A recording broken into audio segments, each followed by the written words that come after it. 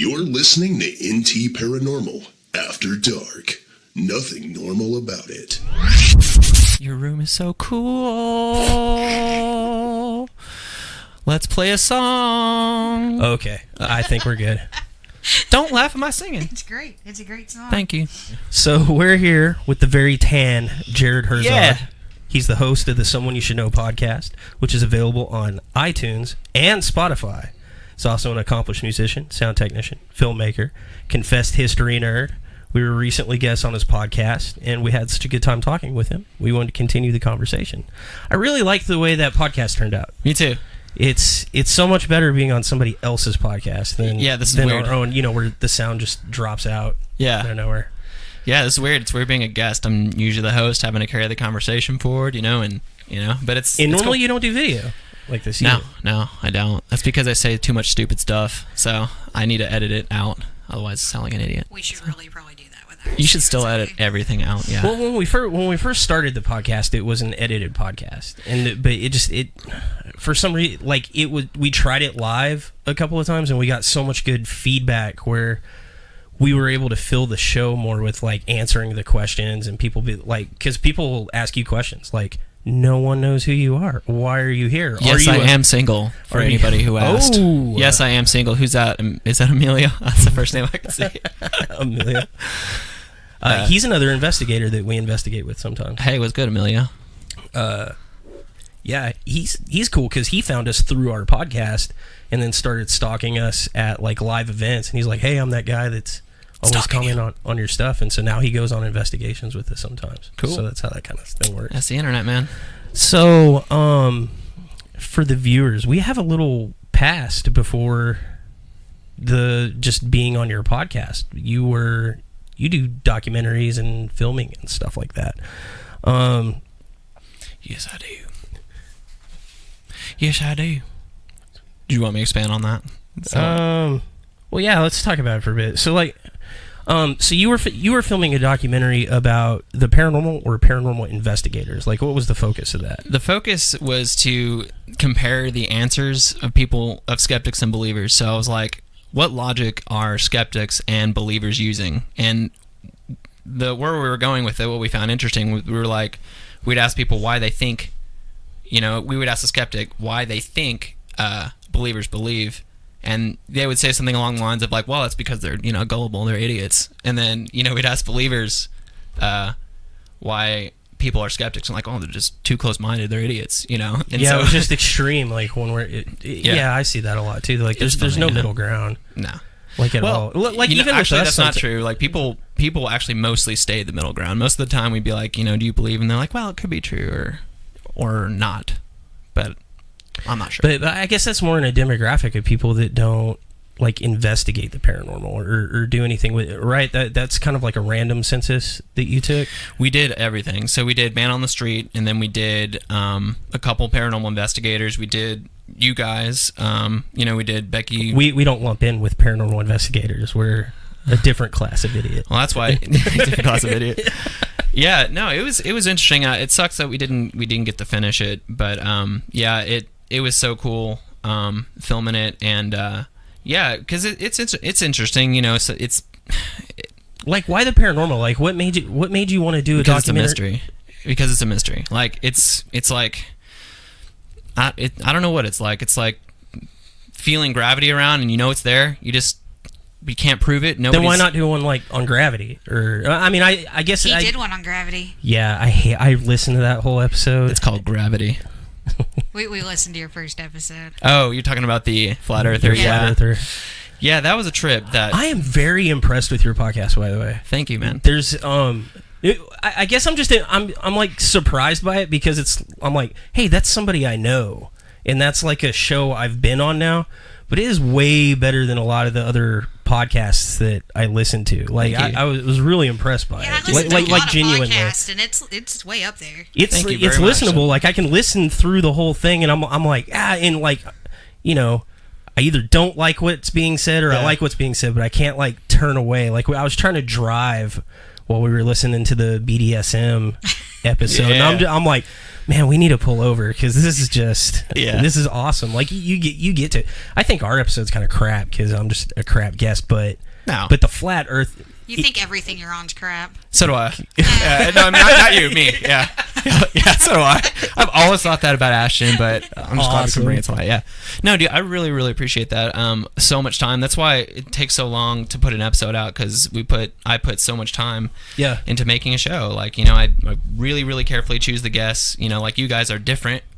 I could just get any paranormal investigator, but you guys were different, and I wanted the different one, Yeah. And so I really take time to make sure I get guests that are really different. Well, I feel so when I first met you, that was like, what, 1 year ago or 2 years ago? That was last May, so May 2018. Okay, so Roughly. I guess less time has passed than what it feels like, because it just feels like we did that forever ago. Yeah. And I think that's because us as a group have done so much stuff in between, because even you commented, like, we had like 50 more stories between the first time you talked to us and there. So I guess it just feels like longer, but it feels like you were more of a filmmaker. Like, that's what you were aspiring to do there. And I guess, like, you've kind of got sidetracked in your podcast is kind of like your outlet for, well, this is the stuff I didn't get to do or didn't get around to doing or whatever. Yeah. Also, I'm just ADD and I can't finish anything. I know. I just can't. I get so excited about it, and then halfway through, something else twice as awesome comes up. But that the documentary also, there was a lot of strings there too. It wasn't just ADD. There was a lot of different things that happened.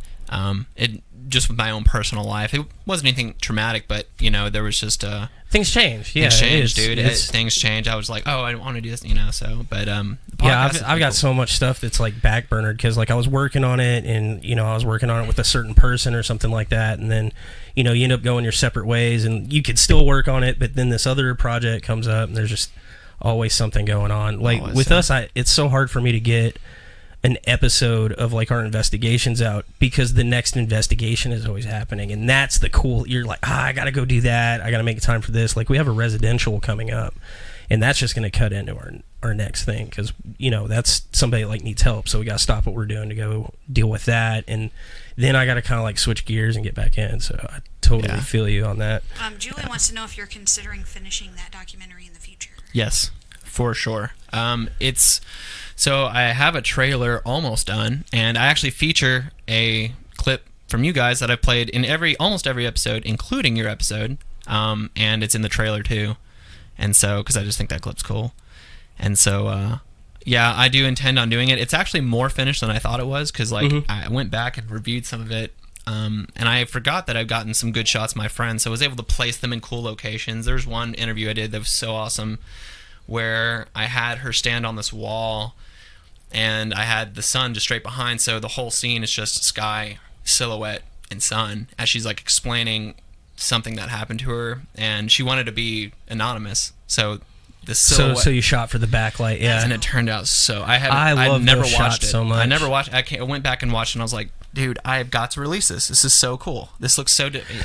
That's what I hate is, like, I just have hours of footage on my hard drive from like projects that were ongoing projects. I'm like, God, I got to get this finished. So, because like, or else it just goes to waste. Yeah. Like, I have these great shots, these great audio clips, people saying like really profound stuff that's happened to him. I'm like, somebody needs to know about this, but I don't have time right now. Yeah, sort of thing. Yeah. See, I solved that by just not doing any projects.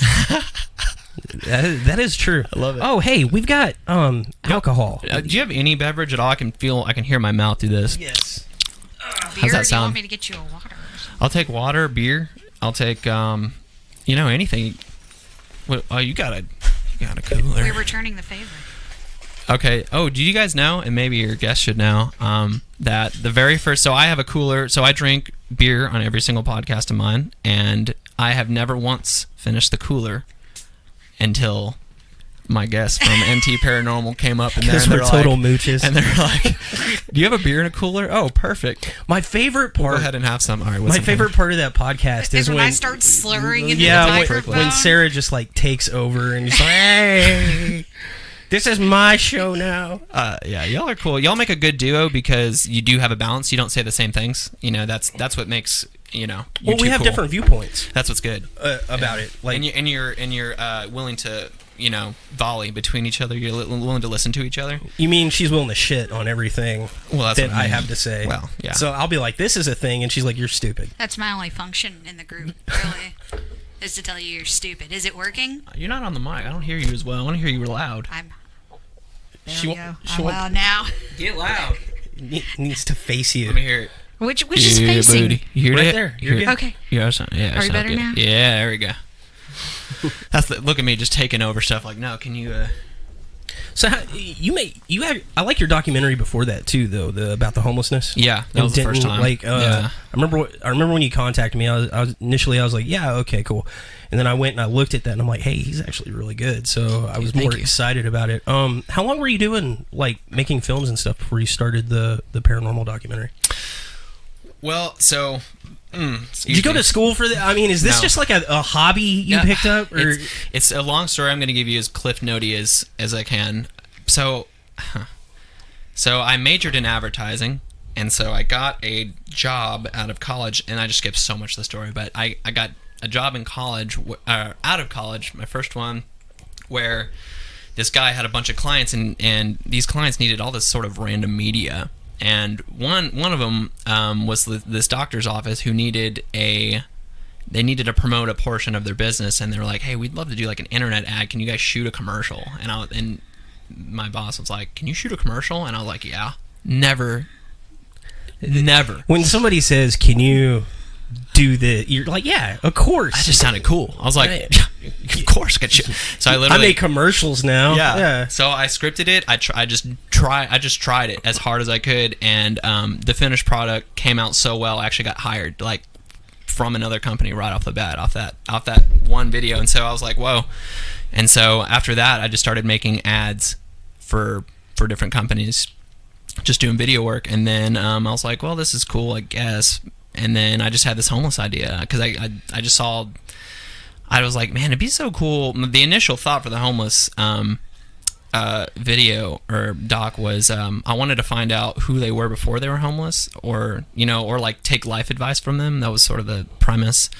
But they ended up just talking about their own thing, like no matter what I asked. But that's where you get the best stuff. Yeah. Yeah, I always go in with like a plan, so Yeah. I don't get stuck. Like with this podcast. Yeah, he did stuff like this. I have a list of questions, but we'll get to like 3 or 4. My plan and is go to up. derail everything you've written. Yeah. That's pretty much how our podcast goes. Yeah. He has to rein all of us in. We like tangents. It's so hard, dude, because like I'll get so, like you were saying, you're like, man, you should have cut me off, when we were texting, and I was like, because I'm locked into what you're saying. I'm like so fascinated with what you're saying. I'm like, this is so neat. Those can be some of the best interviews where you forget you're interviewing somebody, That and happens to me every becomes time. Yes. a conversation. Yeah. The part, and that's where your format works really good because since it's not live, if you wanted to go 6 hours and you were just having a good time, you could do it and then just cut it down to an episode. When we're doing it live, it gets around the 2 hour, between 2 hour 3 hour mark. I'm like, okay, we got to get to something somewhere. Yeah. But I feel it gives me, like, it keeps me tighter a little bit. But I like your format. Like, I really like it. I like anytime you can forget about all this, the whole studio, and just have an honest conversation about stuff, especially with, like, the paranormal thing. Right? Like, it's really nice to meet somebody because you're not a paranormal investigator. No. I think I forgot to mention that. You're just an enthusiast. I just think it's cool, yeah. Like, you've participated with other groups, like, during your documentary or whatever. And that's it, yeah. But this isn't something you do. But you still talk about it as passionately as paranormal investigators I've talked to. Huh. But you're more tolerable somehow. I'm tolerable? That was the nicest thing anyone's ever said to me. He means more so than the other groups. Oh, yeah. I mean, we've had Emilio in here, and I can't talk to him. He believes everything. Hey, Emilio, I'm on your side, man. Don't listen. You're the only one. Emilio said drunk podcasts are the best. It's true. We've done drunk podcasts before. I'll usually have like a nice big glass of scotch in here, and like halfway through the episode, I'm like, we haven't talked about Bigfoot in exactly 10 minutes. It's time to bring up Bigfoot. It's Bigfoot o'clock. Oh, cool. Yeah. So you haven't finished the documentary, but I am curious, and you might want to be vague about the answer, but how did your interactions or your work on that documentary changed your preconceived notions of the paranormal or paranormal investigation? Like, did it just solidify what you already thought, or I mean, you got any thoughts on that? Did anything change? You mean like whether or not I believe in the paranormal in general? Well, that one aspect of it, or about the paranormal world, paranormal investigate. Like, you know what's funny? When I got into paranormal investigation, I thought everybody that was doing it knew their shit. I was like, oh, these people are all professional. And then we started doing it ourselves, and we started copying what other people were doing, and we immediately realized a lot of this is kind of just bullshit. The other thing we realized is, like, we used to make fun of how jumpy they were on all those shows, and then you get in an abandoned building at 1 a.m. and you get real jumpy. Yeah. So I'm curious if... What I found interesting is that everybody was doing it for their own reason. I thought that was kind of cool. Like, each person because, you know, I want to... My whole thing, and what I find really interesting is just why people do stuff, how they think, why they think the way they do. And so I found that each person really had a personal reason for doing it.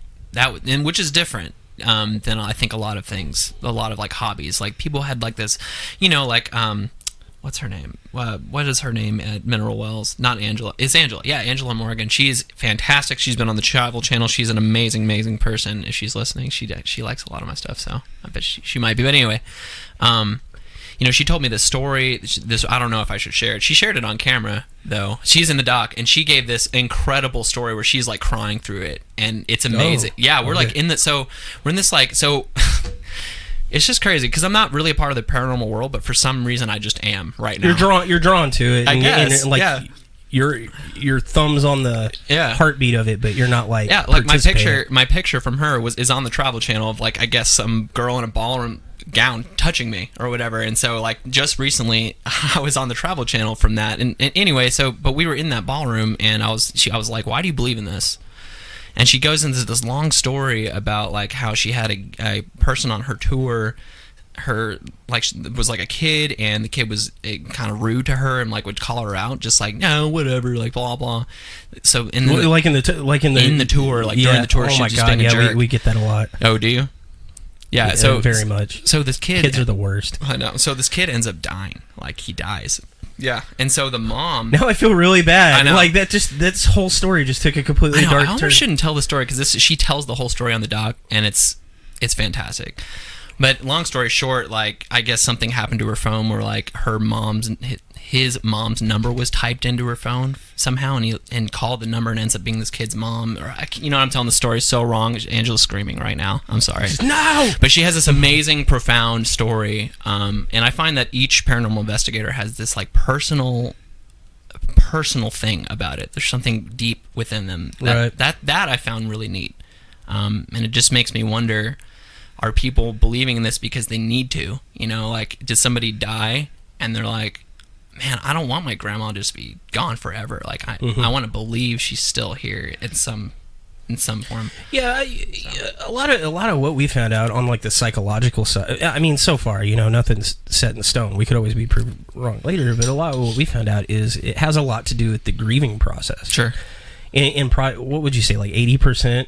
It's a really large number. It's huge. I mean, it's more than 50%. It's like most people that are having paranormal experiences have some kind of grieving issue going on, like somebody close to them passed. Really? Or they know somebody close to them passed. Or there's some kind of like emotional trauma going on. And then there's also a really high percentage of it where there's just a lot of stress in their life, and it's kind of an escape. It's just a catharsis to kind of offload that on paranormal events. Now, that's not to say it's not actually happening. Sure. But there's a lot of cases where we find, you know, there's events going on, but rather than look for a logical explanation, it's way easier just to say, oh, it's this thing, and it makes you feel better. And that's not wrong. No. Like our goal is not to say that, well, that's a wrong way of dealing with things, but some people take it too far where it becomes bothersome and they're worried about the things in their house, and that's where we have to turn it on its head a little bit and like, no, there really is a logical explanation for, and that makes them feel better, and so they're able to process that sort of emotional thing. So we almost like spend most of our time counseling people, like with the residential stuff, you know, outside of the actually looking for paranormal activity. We spend most of our time just counseling people and helping them through difficult situations. And That's really cool. And basically just telling them there's no ghosts. What you really need to deal with is like your depression and your life, and these are the kind of things you can do to feel better. And we're here if you just need to call us. But that's a really interesting facet of what you guys do. Yeah, it's very interesting. Yeah, like to the point, like on our cards, we had to start putting peer counseling on there because none of us are like licensed therapists, but we consider ourselves peer counselors. So we, I can't say his name, but the people from the house, they burned all their stuff because another ghost hunter had gone in their house and told them their house was possessed and there was occult stuff in there, and it was really horrible. And then we basically just flat out proved that guy wrong to them, and they felt so much better. Like they moved in, but periodically, like he'll just call, and he's like, man, I haven't been sleeping good, and he's like, you really don't think there's? I'm like, no, man, I think you're just having a rough time. Maybe you need to just take some time for yourself, do some things like this. And he's like, yeah, I think you're right. He's like, I think you're right. I'm like, that makes me feel good at the end of the day. I didn't find any ghosts. Yeah. Anything paranormal. But you found a friend. I don't know. I'm just glad it turned out because I felt really awful leaving that investigation. What do you mean? Just, I felt bad for them. Yeah, it was a horrible situation. It's on the one hand, I like not finding anything if I can find explanations for everything. Because then I have an answer. But I hate leaving not finding anything because I feel like the client is going to think I'm calling him crazy or a liar or anything like that. Because a lot of these people are dead set that something happened. So it's really hard to just be honest. Yeah. And, you have to be honest in a way that's also sympathetic at the same time. Yep. And it's really rough. Like, we tightrope it a lot, and we've done good so far, but eventually we're going to screw it up really bad, and somebody's just going to be pissed. Well, some things are just out of your control.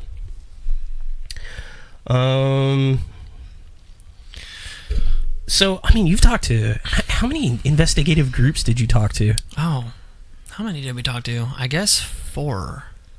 Yeah. And then, they all knew somebody else, and you kept talking. We did cold turkey on each one because we didn't want the random. Nothing against. We just thought we researched it. We researched everybody. And that's how we do it. And that kind of bled into the podcast too. I really take time to figure out because then it's at the end of the day you need an entertaining. You need somebody entertaining. It needs to be kind of different. It can't be... Truth is great, but if nobody's entertained enough to listen to it, then what's the point? Nobody's going to listen to it. Well, I want... every time I do anything, even music, I want somebody to learn something totally new. Every time. Like, nobody wants to listen to get... and one of my favorite quotes is, I never learn from a man I agree with. And it's true. Like, I really want people to actually learn something and not just confirm what they already think. And so...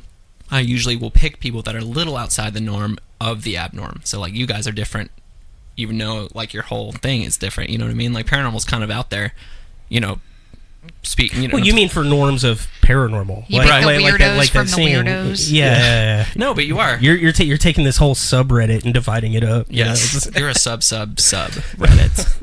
Yeah. No, I think what you guys are doing is very cool. So, yeah. Yeah. I know you think we're credible. So other than us, do you think there's any other groups out there that are doing what's credible to you? See, to me, it's like when people don't believe in global warming, or they do, it's like, I'm not a scientist, so I'm really just interpreting what other people are interpreting. You play stupid, and that's what I learned listening to your podcast. You play dumb to get people to tell you things that they normally wouldn't tell you. I'm not playing dumb. Okay. I don't know. There was a moment when we laughed pretty hard. Oh my God. At that podcast. You're talking about it. He was talking about, they don't show... Man, I don't want to call out your guest. Like, I really like the episode, and I don't know the man personally, but... And he knows more than I do about science, so... Right, but he was talking about planes and not... He's like, you can look online, and they don't trace flight paths in the southern hemisphere. Totally bogus, and he brought up some other stuff, and you're like, oh, no, it was the curvature of the Earth. And you're like, well, when I was in flight school... Yeah. And you just bust out with that. Just, like, out of nowhere, it's like, oh, hidden fact. He knew that the whole time. Yeah. I'm not playing dumb. I'm just not shoving my argument in their face. The whole point is for them to say their piece. It's not for me to say mine. Well, right, yeah. So it's not really that I'm playing dumb. I think that is what I like about your podcast. It's not a debate. Like sometimes we get into... I'll challenge them.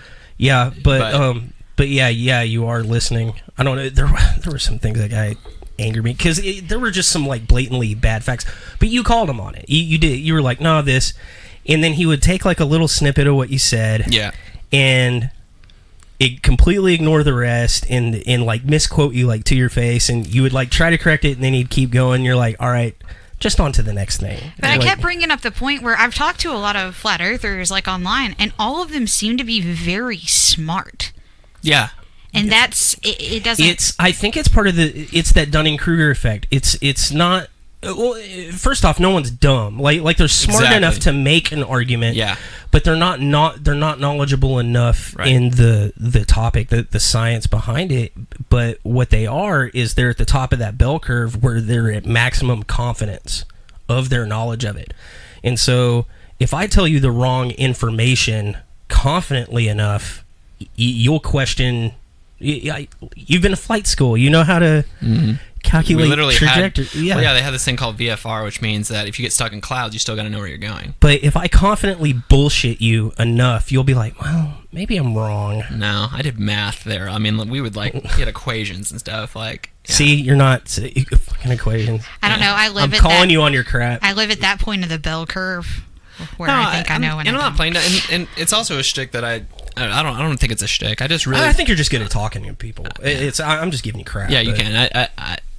It's just interesting because I'll never get to them if they're defensive, ever. Oh yeah. They'll never tell me what they really think. They'll always try to win at that point. I don't want them to try to win. I want to know their whole argument. You know, that's what I'm more interested in. So, Jared Herzog is brilliant. That's actually my aunt.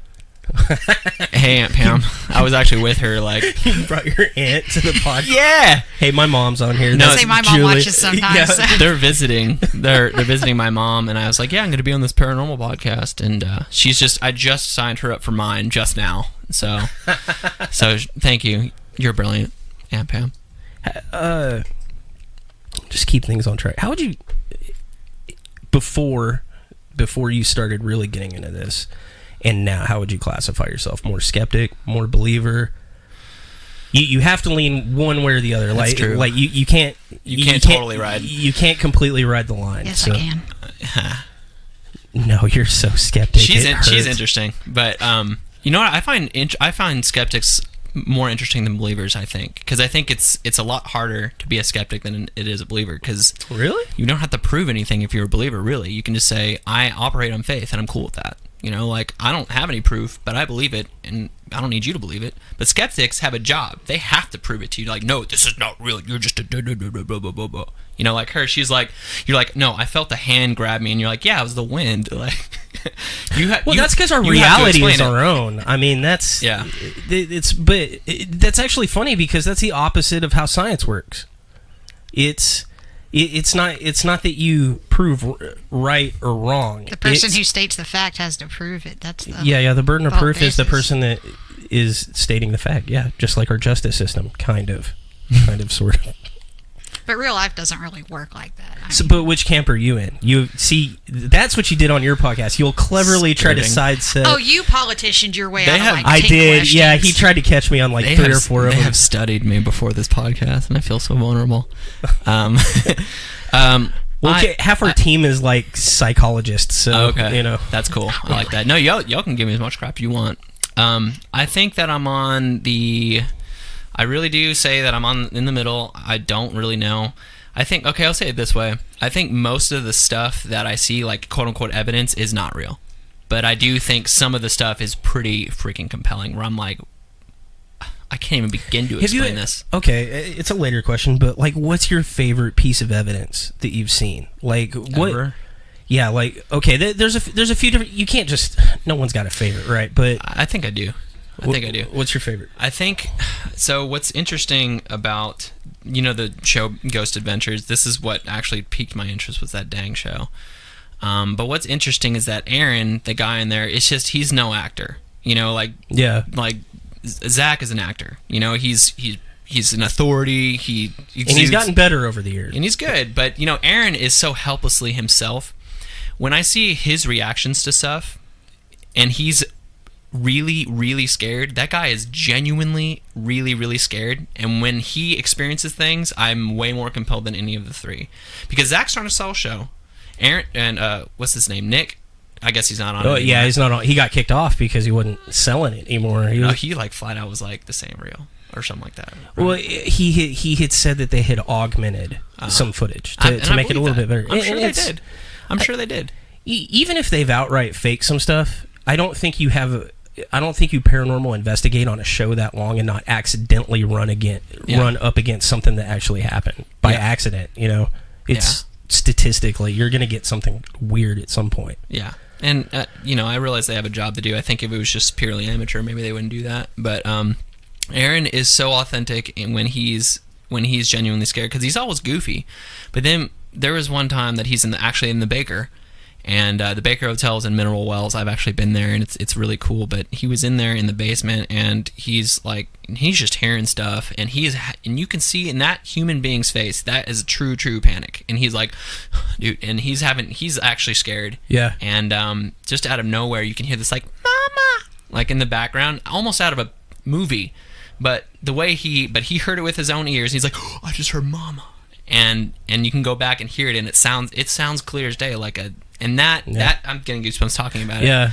Not that it couldn't be fake, because it is a TV show. Yeah, but I watched there's so many something. Some of those are real. It just seems really authentic. Yeah. And there's a few of those I've seen where I'm like, well, I know how I would fake that, and you obviously can't just trust it at face value. It's on TV, for God's sakes. Yeah. And I say that even with the people that watch our stuff. Don't trust our shit at face value. I could be faking it. You don't know. Yeah.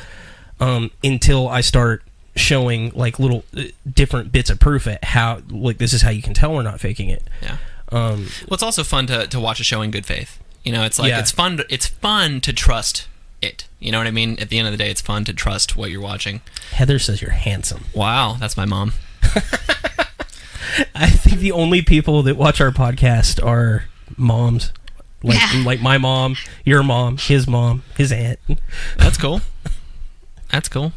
We'll have to do a mom podcast. Yeah. At some point in time. No, my mom will just tell embarrassing stories. My or something. mom cannot be on this podcast. Your mom would actually have some cool stories, I think. Forbidden. She'd have some drug-addled. Oh my god. And that whole time she was a hippie in the 70s. I'm sure she has some good stories from that. But you had some paranormal experiences before you got even the idea of doing the documentary. Yeah. You actually had a really cool story happen. Yeah, I lived in a house. That was crazy. It's true. You should tell your story.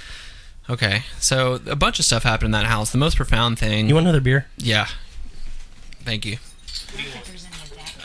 Dealer's choice. Just pick something good. Not fruity. I lived in this old house in Denton, and it was... I guess lime is fruity. No, lime's not fruity. Just whatever. Lime is a fruit, bro. Is it? I thought lime's a vegetable. What is an? I don't want. I was just saying. Oh, prickly pear is a bomb. Is cacti a fruit too? Is a cacti a fruit or is it a vegetable? It's a mineral. They call the prickly pear a fruit, isn't it? I'm just lying. I don't know anything. I know people eat it. So. What's your favorite piece of evidence? Brad? Actually, what's yours? The skeptic. See, this is what's so interesting. I can ask Sarah first. I like acting as skeptic. What her Sarah, favorite? What's your favorite? I have piece? a really hard time with that because I haven't seen a lot of stuff other ghost hunting groups have done. I watched Ghost Hunters when I was real young. Caitlin. It was before Caitlin was even born, so I was under 20 when I watched these shows, and I don't. Are you over 20 now? I'm 34. Oh, I think you do not look 34. I know. They card me at movie theaters.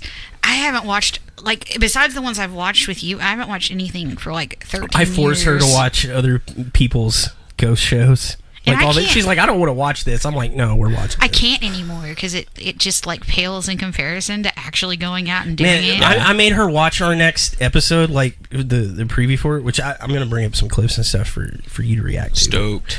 But she looked bored the whole time. She was just like, oh, God, I have to relive this. I did ask her. I think I was a little challenging to her last time. Did you guys listen to your whole podcast? Yeah, I did. Yeah, I don't know. I listened to most. I got tired of hearing my own voice. Yeah, me too. No, I'm just kidding. I fast forward. No, I loved y'all's podcast. That was so much fun. No, I think I asked her last time on my podcast. I was like, you're a skeptic, but are you a skeptic by default for everything? And I was like, are you just more of a skeptic as a personality? And I don't remember actually what you said. I think you said yes. Yeah, I think I am. So you're She just- didn't start that way though. No, I used to believe in everything. Oh. I was super you're either one or the gullible. other. We went opposite directions, which is funny because we went opposite directions when we started investigating. So she was already less on the believer side when we started, but she had gone from just being hardcore, this is the thing, to no, not at all. Just real quick, Ghost Adventures ripped off our procedure because we were doing the thermal I'm sure camera. they were watching us, and they were like, "Oh, this group." I guarantee they were on the Alton Bridge bull crap. Yeah. I am so mad about that episode. Let's not talk about that. I talk about it every episode. I saw It's that too, and tradition. I was like, I can't believe it. I think that's the last time I really started watching that show is after I saw that. I was like, dude. Yeah, it's funny how... It's embarrassing. So, like, I there were a lot of times I watched that show, and I was like, yeah. Me too. Yeah, Me too. yeah. There's something to that. That's the only show that's ever gotten me. And then ever. they started doing places where I've been, Yeah. and I know better, and all Yeah. of a sudden I was just like, no. Yeah. How could they? Yeah. This is just horrible. It broke my heart, really. Yeah. But, to their credit, they have gotten... In fact, when they went to, I guess, Ireland or Scotland, that it's like their 2-hour Halloween episode or whatever. Do you know what I'm talking about? Yeah. Where they go to, like, the satanic thing. Oh, where the Hellfire Club used to that do their episode thing. blew my mind. I like that episode quite that a bit. one scared me, I think, There's a lot. there's The only one I really liked was the Where he got his... Skinwalker Where Ranch Aaron, one. that's Aaron again, because Aaron got his ear grabbed, and he was, like, crying. He might be the only investigator in that group. That's what I'm wondering. Because like, he walked in, he was like, I swear, he's like, I was touched by the devil. And then Zach was in the other, like, down the road, and he was like, who touched Aaron today? And then the thing was like, the devil. And I was like, oh my God. There's no way they're planning this out. Okay, so... That was cool. Ghost Adventures is good-ish Since we're most of the time. talking about evidence. Okay. Now they can't Okay, they're hear- playing me stuff to get scared too. Let's see. Should I describe what I'm seeing? I'm seeing a crouching lady. We only have 2 clips. I think he wants to. Okay. Baby sounds. Shh. Okay. Oh, she said shh. So these are clips. All right. I don't want to subject them to too much silence, right? Okay. So I'm gonna cut off our mic so you can hear that Okay. a lot better through here. But what's happened in this scene is she's been doing an EVP session. Are these people you know, or is this like a show? That's me. That's her. Who dat? That's me. That's you? Right Yeah. before I hacked This off is all my us. How hair. old are you then? Are you above 21 then? That's like a couple months ago. Yeah. So it's 22? It's the beginning of the year. Okay. Yeah, you were the first non-group human to. I'm gonna get that tattooed. I see feel so special. I'm any the of this. first Yeah. non-group human to see this. Yeah, it's supposed to go on live. It was supposed to go live on Amazon today, but I think it'll go tomorrow because Amazon is just dragging their ass for some reason, screwing up my release date. But anyway, so they've been doing an EVP session, and they don't hear anything in the room. Like they think nothing's going on. By the way, this was a really boring investigation for the most part until like way later in the Boring night. and That's how it goes, moist. though, huh? Well, it was so boring, and then it was terrifying for like a minute, and then it was over. Yeah.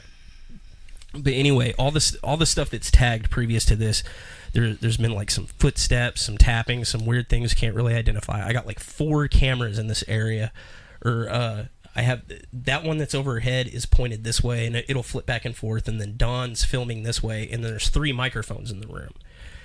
The sound she's in the nursery. This is there's like a whole bunch of creepy dolls and stuff in there because people hear baby sounds or kid sounds and stuff in there. And in the room behind her that her back is to is the That's where they kept newborns. yeah. So anyway, we've got some tapping and stuff like that, but we haven't noticed, and it's just those 3 up there. And this one is really special because the microphone she's holding in her hand is the only unit that this sound was captured on. So we thought it could be something else in the room at first when we were looking at it, but we looked at the other recorders and it's not on there. So at the decibel level it's at, it has to be like literally right here, right in front of her for it to only get on that recorder. I have an 8-year-old and a 13-year-old. And when they were little, they really liked to play hide and go seek. Do you like that game? Do you like that game? Do you like that game? Yeah, That's very, very clear sounding. but to me it sounds mechanical. So I initially thought maybe one of the dolls in there, but none of them have like the internal. It almost sounds like a clip art, or not a clip art, like a internet sound that you find like of a baby. It's like, Oh, like like the old Yahoo where Yeah. it would like come up or whatever. That's not. and it was so isolated. That's kind of weird. I was so bored through that whole session too. That's it on the. Look at your hair in that session. Look at that hair. That's it on the spectrograph right there. Oh, what's the spectrograph? Well, so you can see how our voices come in at Okay. and so it's showing decibel level here, and then it also relates to frequency. So human voice is between 80 hertz and 2000 hertz, like when it's making noises or whatever. And where this shows up, that's one of the things on here is that we can't 100% rule it out as contamination. Like we can't say for 100% sure Yeah. that it's paranormal because it's within the range of what one of our vocal cords could do. But the big telling thing is that's weird. Like we can rule out the dolls and we can rule out ourselves for the most part because it doesn't show up on the other two recorders that are in the room, which would be the camera. Did you have a weird Audio. fart? No. It's not like I looked at Yeah, that's everything. crazy. I looked to see if Allie had leaned over in the chair and made Yeah. it squeak or something like that. But it really sounded. Well, I don't want to say what it sounds like because I don't want to spoil But we it for did the them, but- best at that place about being quiet during. We finally got it down to an art. It all clicked. We did so good during that. I think it's because we paid so much to rent out an empty hospital. We're like, we're not fucking this. You up. had to pay? Yeah, we paid most like places $600. that are cool like that, you have to pay. Who? The owner of for a the night? property. Yeah. Dang. Well, we had 24 hours, so we had the next day too. Yeah. I know. We paid $600 to sleep in an abandoned, wet, dank building. It was so Hey moist. man, that's part of it. There's you know? one scene of me and I go to lean up against this table and I'm in the back of the shot and I pick up my hand and I go and I just start wiping it on my pants because it's so disgusting in there. It is gross. Like the walls were just dripping. There were stalactites in the stalactites or stalagmites. It's stagmite. Tights. Tight to the ceiling. The ones from the ceiling. There were just these like soda It's straws. stagmitamites. Is what it is. Stagmitamites. Yeah, stagmitamites. Yeah, that's crazy. That sound is weird. It sounds kind of like a squeaky wheel or a baby. I don't know, but that's I just don't know. Wasn't there another one you wanted to play for him? The freaky window. Oh, you okay? I don't know if he'll be as into it as I am though, but I love that clip. Let me put it on the big screen. And I don't have to cut the audio for this, but okay. So some stuff. So the whole time that's going on upstairs, this is the same time frame downstairs. Okay. And that's a motion light. Okay. Yeah, there's a motion light in that bottom corner. Okay. Right. So the first few things that are going on in here, it's while they're all upstairs, and me and Kristen are in HQ. Might have went too far. Yeah, I went way too far. See, they're up there. And at the exact moment you hear that Yeah, that's creaking weird. sound, the motion light comes on, but nobody walks past the frame. Like Yeah. every other time you see that motion light come on in there, one of us will walk into the frame. See, this set to me it off. is more compelling to me. This is interesting It gets to me. better. And then we get these. So that window, okay, it obviously says what I'm about to say, but That window It's not is facing away the from street. that window isn't facing the street. Okay. And we know that the anomalies that we're seeing in there aren't from outside because they reflect back in the room. I didn't see an anomaly. Wait, Oh, wait. you We're will. about to. That's just a replay of the original one. I just went over it again. Okay. And then watch that window next to the backlight. You see that light flashing? But wait, there's more. Watch above that light.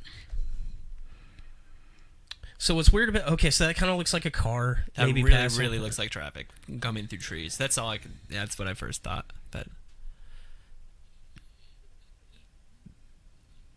that's weird. What is Yeah, that? what is That's that? very weird. And I went through all my ridiculous questions. See, that's not a bug. Okay, so here's the weird thing. If that other one, I'm willing to say that other one could have been traffic, I really, right? yeah. But watch. But you get another anomaly, but it functions differently. If that was traffic going by, why would that anomaly behave differently? That is very strange. Yeah, that's. And the creepy alien face, you know. And it. nobody's out there with a flashlight. No. We're all inside. We're all accounted for. That's why I said I bought the new thing where it's got our tracking locations on it. Can anybody live see this? No. Okay. That's insane. I think about the lights. For now, I just want them to see your reaction to it. So okay, it's this. I mean, do you think that's going to make for? Yeah, I think the. Is that in any way compelling? The traffic's not. That first thing I thought's traffic. Yeah, and that's what I thought too. And then I started looking more at what's going on that side of the building because I've got earlier shots of that where we're looking out the window. There's another building that would block light from that other side. Yeah, you're facing another building. Yeah. That's not to say there's not somebody out there with a flashlight dicking with us, but it's not one of us. Yeah. And we don't. I think the light's good. That's cool. Because here's, like you said, at the end of the day, we have to take your word for what you're saying. Maybe there is a street there. I don't think there is, but you know what I'm saying? Like, so I think to a total passer. But I'm also not telling anybody this is absolutely paranormal. Yeah. There might be another explanation for it, but it's really weird. No, it's weird. That thing about the light's weird. I think what we got to do is start going to the windows and like taking pictures out of each of them on the ground level. We need to start taking Allie on more investigation. I just don't know why somebody hasn't gotten a picture that's like a ghost like this, and like you're like, there it is. We've proved it. We've now proven the ghost. Like, you know man, what? Where is that picture? I want that. The more real the picture looks, the more you go, that's BS. Yeah. I mean, think about it. If I gave you a picture, well, actually, the very first ghost picture. Yeah, the first thing I texted you back was, please stop photoshopping stuff and sending it to me. My own friends didn't believe me. They were like, that's bullcrap. I'm like, no, it's not. And Allie was adamant about it until we got the one at George's Creek. And the only reason she got on board with that is because she was watching me go through the pictures off the card from the very first time and flipping through. She was sitting right there when we were doing it, and I flipped to that one, and she's like, holy shit, I took that picture. The one of the leaves? Oh my God. Sorry. I hate you. I'll stop it. Yeah, that's cool. All right, if you were running your own team, and you were doing things your way, what would you do different than what you see out there?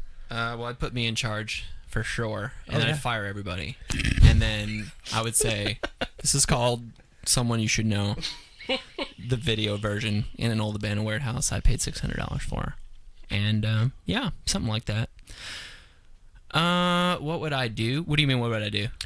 I mean, what would you do to find the evidence that is convincing 100% to you one way or the other? See, I don't know why. Because I think that's the ultimate goal of running a team or being on a team or something, is proving it to yourself one way or the other. I don't know why people aren't leaving cameras at places 24 hours a day. Like, why aren't people leaving We did there. You did? Yeah, we got stuff while we weren't there in the middle of the night. Okay. I think that what compels me Check. He's not so smart. No, but like I'm really permanently. Not. I'm really not. Like in a haunted place, like why not just set up like security cameras? Like literally cameras? 100% 24. Kyle Field, I want to see 24-hour footage that I can look at any point. And I think there's people. I think a Paranormal Warehouse does that with. Oh my God! And I want to see HD. Is somebody saying no sound? Why does somebody say moist? Oh, because I was talking about that location and how freaking moist it was. No, I think my mom. And that would be the name of my group too.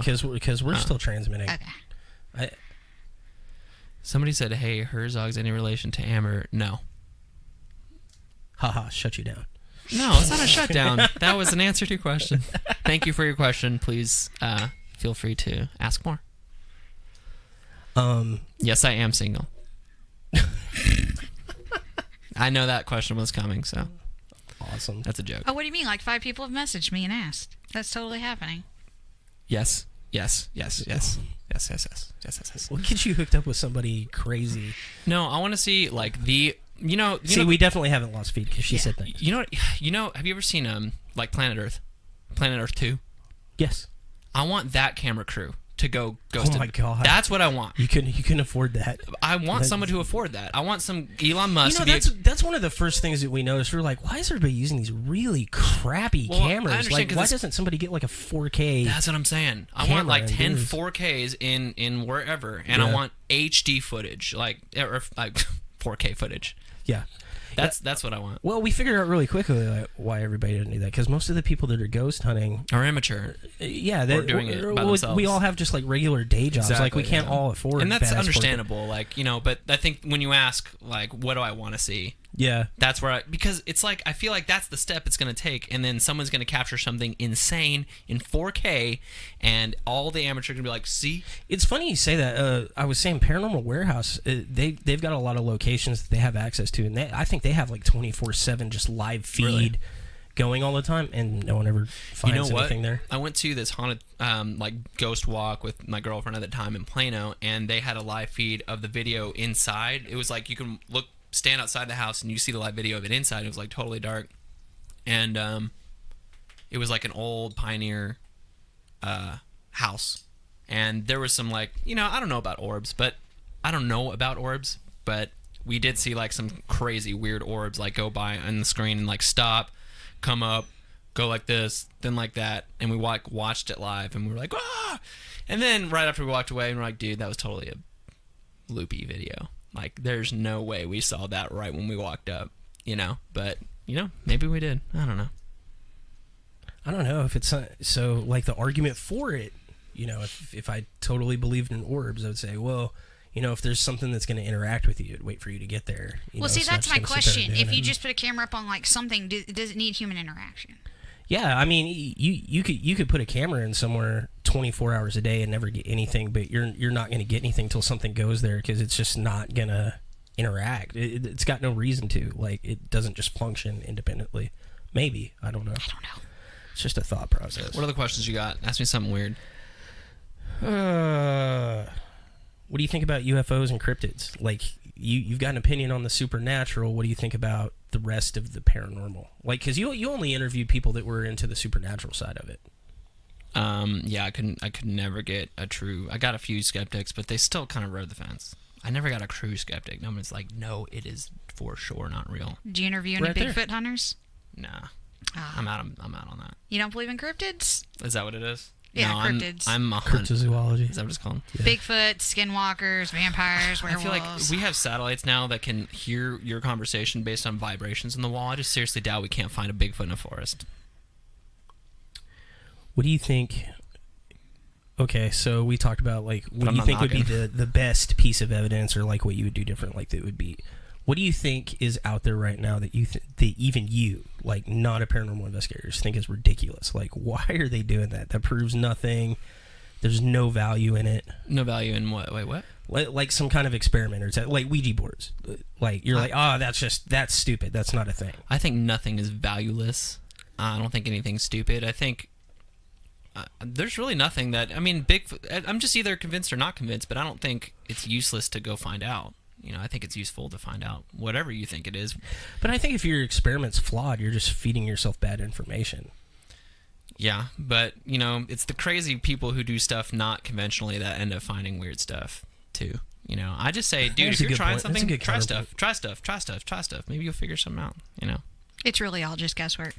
It's all guesswork, but that's cool. Yeah. If you could go anywhere, like, is there an investigation you would want to do, or a place you'd want to go check out that you've either seen somebody else go and you're like, no, I gotta go see that for myself, or just like a place that piques your interest in particular? Like, what's your dream location? I have a weird take on this because I'm a big history nerd. So to me, interacting with like spirits or ghosts is like the closest you can get to interacting with an actual historical figure. You know what I mean? Like, if you're in a old slave house and like ghost stuff is happening, you're like, oh my god, I'm like interacting with the real thing. And I like playing without reality, so I think that if I picked a place, it would all be all historical places. Like, it would be like I think with your connection to history, you'd be really good at EVP sessions. Like, you would be able to think of things to ask that would be relevant, because like we go in with like control questions, and they're all, people are like, why do you ask the same crap? Man, when you're on the spot like that, it's hard to think of things. Yeah, but I think you would be able to. You'd be like, well, what was it like being a slave? Like you would ask like questions that you would want to ask them if they just were there. Because my answer to that is one we can't ever film. Huh? Remember, I told we were asking each other what would be the place you'd investigate if you could. In mine, we couldn't ever film because I feel like it would be make me a bad human, but a concentration camp. Oh, that'd be cool. Auschwitz or Dachau. That'd be cool. Yeah, it would be. But we could not film that, and it would feel bad. I would feel bad. But interesting, though. I mean, yeah, definitely. But that'd be really cool, I think. I think it could be done tastefully, but you would definitely get some kind of backlash, no matter how you well do that you did it. respectfully. I mean, you're there not to make it a game. You're there to really, really investigate something. I don't know. I think that's cool. I would watch that. We've got backlash for taking her kids on investigations before. Like, you shouldn't take kids. Obviously, we've been there before, and we don't feel like it's dangerous. If you're doing anything cool, you're going to get backlash. Yeah. Let's be real. So, man, I'm kind of liking this guest thing. I don't have to think of any questions. All I have to do is just say random stuff. That's pretty cool. Just random thing. Yeah. You guys are good. It's cool. It's fun. Wow, we hit the hour mark already. That went by fast. Yeah, it did. Like, out of all the tests you witnessed, though, like doing the documentary, what was the most interesting to you? One of the weirdest things. So I don't believe, like, I really hate just saying I don't believe in it, but I guess I'm unconvinced thus far by, like, witch stuff, magic stuff. I really am just like nothing. You know, it's okay to take a position with the caveat that if I see something else, it'll change my position on it later. Yeah. So it's okay to say, like, I'm skeptic now, but if you show me something, I feel like you're somebody that, like, through debate or a conversation could have their mind changed about something. Well, I operate under so, like, whenever I'm talking with anybody, my mindset is I want to see what I can learn from them. I'm never trying to really teach anybody anything. It's like I want to see what I want to learn from them instead. So I never want to just shut off their argument by saying, I just don't, you know what I mean? And so, actually, I forgot my point on that. It was going to be a good one. I can't remember. Well, she'd asked you, like, which experiment was the most interesting that you witnessed? When we went to, I think I told you guys this, but we went to Old Alton with Becky Vickers, y'all's favorite. We went to she did this and that was why I was saying that. They did, we went out to the forest, and it is darker than dark out there, and we do the what are the things, it's like a machine, and it lights up when something gets closer to it. And so she's using a periscope, which is made by Paranormal. I've seen her use it on that bridge, but it's an EMF detector that's got pretty lights on it. Yeah, that's basically all it is. So we were using that, but then she was doing this, like, crystal thing where she had, like, a necklace, and it had this crystal that was like a triangle that pointed down, and she was telling this little girl, like, if just swing to left to right if it's a yes, swing around if it's a yes, and right to left if it's a no. And so she would ask it yes or no questions. And, so I'm taping this, for the doc, and I'm like, literally all I'm doing is, like, videotaping this lady's hands. That's it. Yeah, you're like, her hand's definitely going to move. I'm zoomed in as far as I can. The full frame is her fist. And she was like, is there a boy here? And the thing swings yes. And it's like, is there two girls and one boy here? And it says yes or whatever. And, she asks all these questions, and it's accurate. And she's like, all right, you try. And she gives it to Mariola, Halsey's fiance. And she was like, now, Mariola is a true skeptic. She just refused to be on camera, but she's an engineer, 110% skeptic. Atheist, too. Like, everything, no. And so she did it. She was like, is my first name, like, Mariola or whatever? And the thing swings, and I have it on camera. She says and asks it a bunch of questions, and it's doing it, and it's accurate. And she's like, I swear to God, I'm not doing that. So she gives it to Halsey, same thing, and they give it to me, and I told Halsey to film it, and I try it, and I'm like, are you? I asked it weird questions, like, is there a dude here too or something? And it said yes, and I was like, do you like me? And it said no. And I was like, I remember you telling me that. I was like, do you want me to leave? And it said yes. And I don't know what, and I was not moving my hand. And I told this to one other person. They were like, well, you're subconsciously doing it. I'm like, it was probably me. I was literally trying as hard as I can to the harder not you try, move. So odometer effect, the harder you try not to, really? the more it'll happen. And it's like crazy. micro movements. Yeah. I'm kind of interested in doing that one just because we've never done it. This thing was not swinging like this. It was like this. It was like swinging so hard, the way I would do that, like, improve on that experiment, is you take the human element out of it. You make it to where you're observing it as opposed to being part of it. You take the experience piece out. and you would put the pendulum on, like hang it somewhere. Well, the thing is, like, it's supposed to be using your energy. Yeah. Okay, well, make it iron or something conductive, and hold it over here where you can't manipulate it or whatever, so it can still be conductive and use your energy. But We should do that. You know what was weird about the thing is I tried to swing it too, and I had to do a pretty big motion to get like it I was to like doing this, like trying to swing yeah, it. I would. You've got all. It was weird. I'd be really interested to see the footage. Oh, too. Allie says she'll bring me That's one. what I'm saying. So. This documentary is great, and I'll release it at some point. There's a lot of cool stuff in it. Heck yeah, bring me a pendulum. I will use that in a ghost hunt. Yeah, I've been so like just anxious to see all the footage in there, especially like from the other groups and stuff. So I'll just be like, that's I'm cool. gonna do it. I swear. I swear. You know what? You didn't tell the. I probably because I interrupted you because I'm a bad host, but You're I not. was You're a I was good gonna, host. I was gonna get you to tell your paranormal story from before you even got into the paranormal, the personal experience you had. Yeah. Man, I'm gonna sound crazy. They all do. Yeah. We were, and so I've been in a band. I've been in bands forever, and we were at that old house that just weird stuff always happened in that house. But we were kicking out a member. This is my favorite part of the band where you're just chastising somebody. We're not. We're just saying. And this person was a little very, very, very unstable. Like, not unstable. That's rude. Like, she was just. She's very emotional, like very like explosive. She's just quick to be mad, and that was part of the reason. You know, we were just like, it's just we cannot.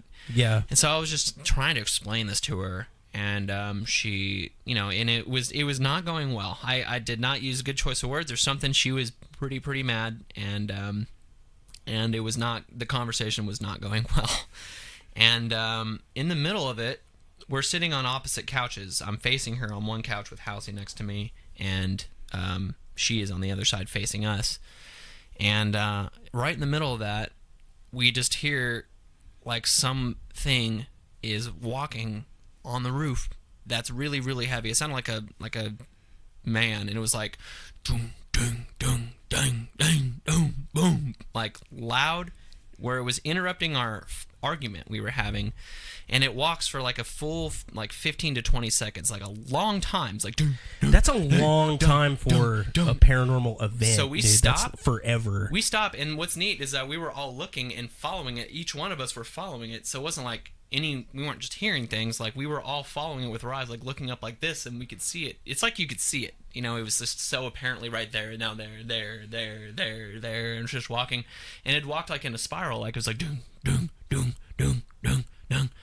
And it went so long that I was like, we had our amps on, and you know they buzz when they're idling, and so I was just like going off to turn off all the amps, and it kind of finishes the circle, gets to the end, it's like dum dum dum dum gum gum, and stops, and I fly to the attic, and I'm like, I gotta see what raccoon this is or whatever.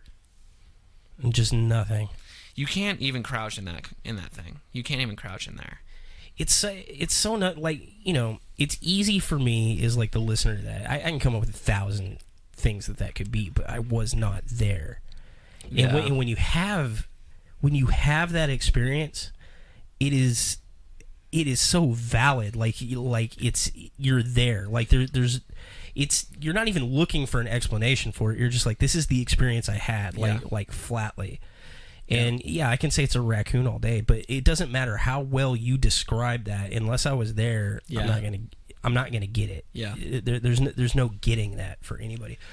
But for something, I mean, it's very like we go look for this stuff, but it's very rare. Like we're doing something and something happens that's so profound. You're like, while we're not looking, what's going on, and like it gets your attention. And 15 seconds is forever, dude. It lasted so long.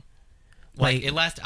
We had time to, like, I'm watching everybody watch it, and I'm having time to go flip off amps. We have tons of amps, you know, and it happened long enough. You're able to process thoughts. Like most like paranormal events, it's like that. Like you don't realize you had anything until after it's over. Yeah. But your thing is really interesting to me because it was happening over such a span of time. Like you had time to process it as being weird as it's happening.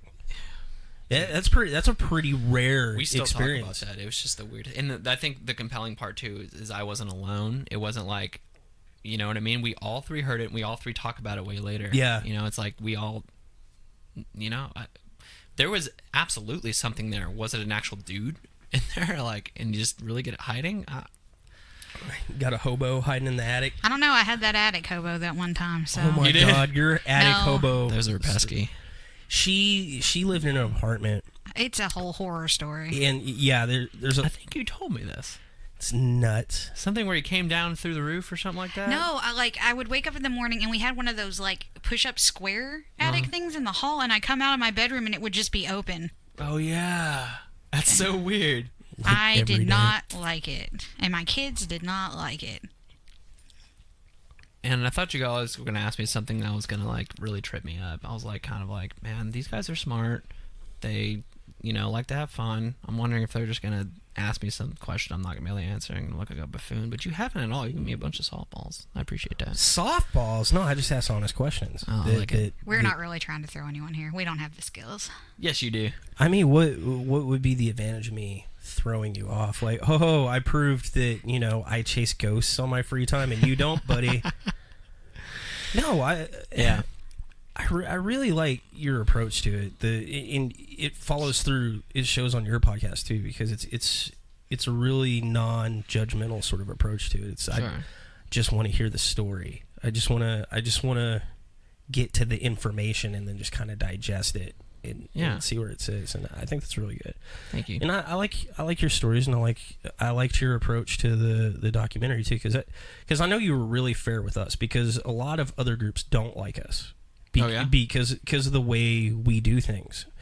And not necessarily that we're just going out making enemies or telling people that they're wrong, but there's a lot of evidence that other groups swear is credible. I think he did finish the story about the Denton house. Just finished. There's a lot of evidence that other groups present that they think is really credible, and we say that's not credible to us, to our scope of what we're looking for.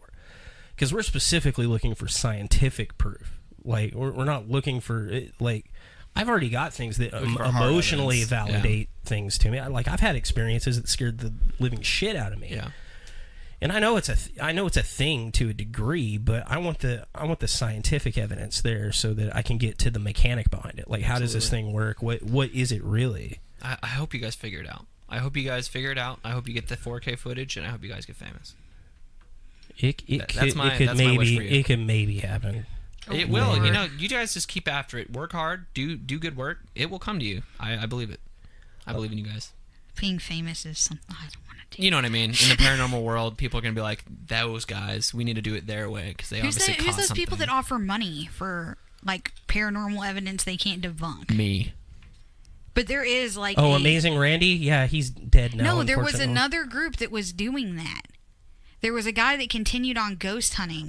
Joe Nickel. But there's that podcast, the Black Tapes, it's like based on him, but it's fiction. But yeah, in real life, he was like, if you can come to me with evidence that I can't debunk. But he's like kind of a dick, so I'm pretty sure he could debunk anything. What's the most interesting case that comes to mind to you? What do you mean, case? I don't know. Like, if you're a fan of any of like the Warrens cases, like Amityville case, things like that. Are there any of them that really seem to stick out as, man, that could really be a thing, or does it stick out because you're like, it's very, very obviously fake? There's two ends of the spectrum there, but what do you mean fake? I guess I'm confused by your question. Well, like for me, Amityville is a very obviously fake. Oh, you feel like that's fake? I don't know. I think it was very well defrauded. There's too many conflicts of interest. Maybe you don't know about the case, but a lot of money changed hands. I saw the movie. Or that, yeah. Or the new one. That's the other thing I get railed on, is I'm not a big fan of the Warrens in their work. I think there was too much money involved, and they were kind of sensationalist. Yeah. But there's a few cases that really piqued my interest. Is like, man, I really would have loved to have been involved in that. I didn't know if there were any cases like that like in your research that you came up against that you like. I haven't researched anything there. I just don't know about that stuff. I think it's fun to speculate, but I don't know about the Amityville. So he did an entire paranormal documentary, but did no research at all. Ha ha ha ha. That's how I roll, man. Just seat in my pants. I spent my entire childhood obsessed with that stupid Amityville movie. Oh, really? Oh God, yes. That's cool. I watched it when I was like 6 or 7, and just So was that in like 1994 or something like that? 1996? yeah. What's 21 from now? 20 years? What? 21? What? I was 7 in '92. When did that movie come out? I think don't you're know. lying. You're not 34. You're definitely 22. I have a 13-year-old daughter.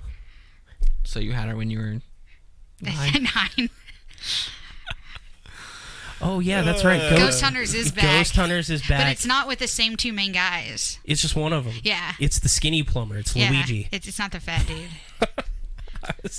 I always What do you guys make of those shows? Like basically Ghost Adventures is the only one I've ever enjoyed. I mean, enjoyed to where I'm like, wow, that's really compelling. I've never ever seen another show except for y'all's that I've been like that I've ever been like. I don't even think ours are I'm like, convincing y'all to me, are- and I was there. I'm like, y'all are ruining it. I'm like, y'all are the reason there are skeptics. Like when they're making up and like, dun dun dun, yeah, and you're like, I was home alone once in the stall, and I'm like, It's the same dude, formula stop every it. time. I can't listen to It's- this. I like you've got the stinger, and then The first season of Ghost Hunters yeah, because they went in everywhere and was nothing ever happened. good. There was 2 things like that happened in the first season. Like they got a chair that moved and they got the weird thermal image, but like nothing ever happened.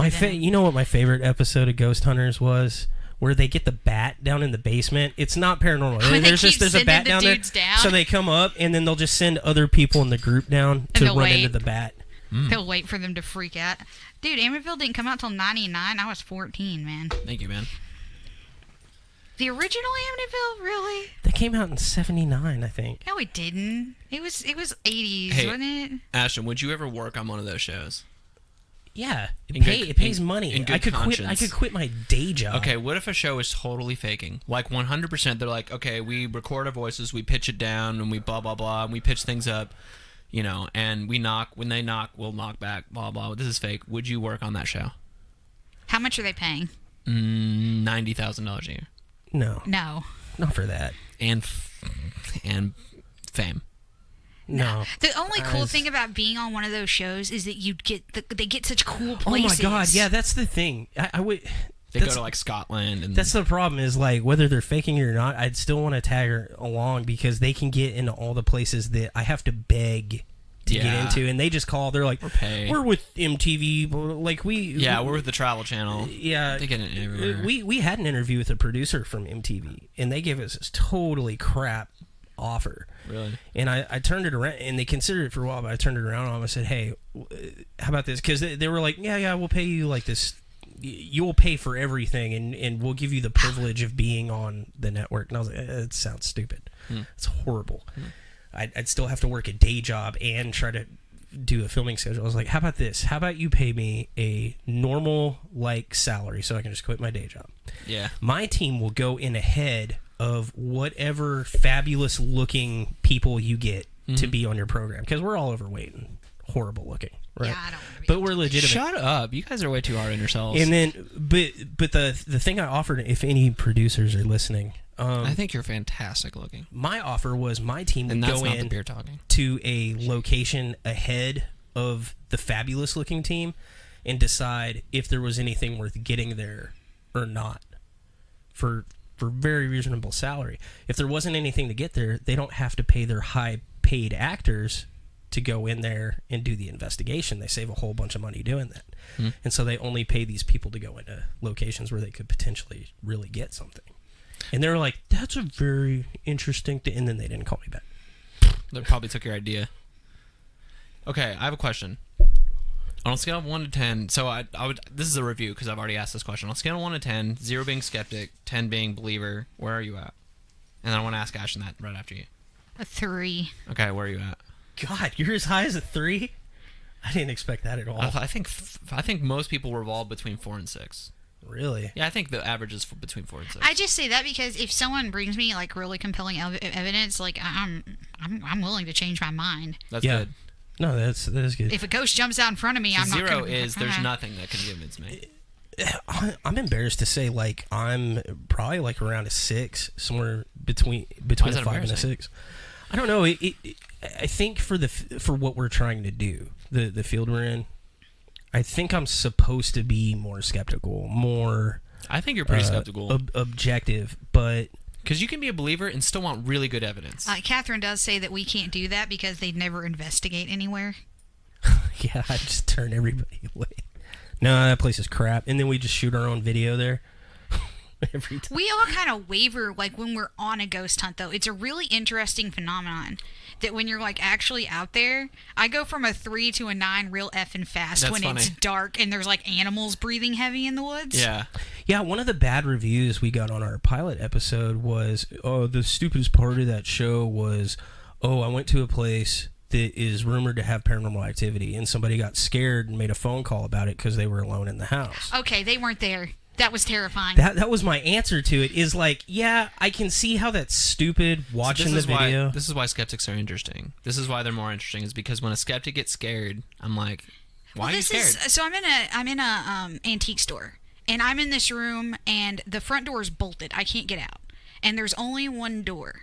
And him and my dad are the only other two people on the ghost hunt, Don, and they've gone to get dinner, and I'm here alone. So there is no one. It's the middle of the night. There's nothing. And I hear footsteps start in the back room. And they'll walk right up to the doorway, and then they'll walk back. And I'm like trying to do EVPs, but you see me just completely mentally break down. She just locks down. Like she can't I'm like, function. I'm thinking I need to go around that corner, and I need to look. But I've convinced myself in my head that there was like a dude. Yeah. And like if I go around that corner, I die. Yeah.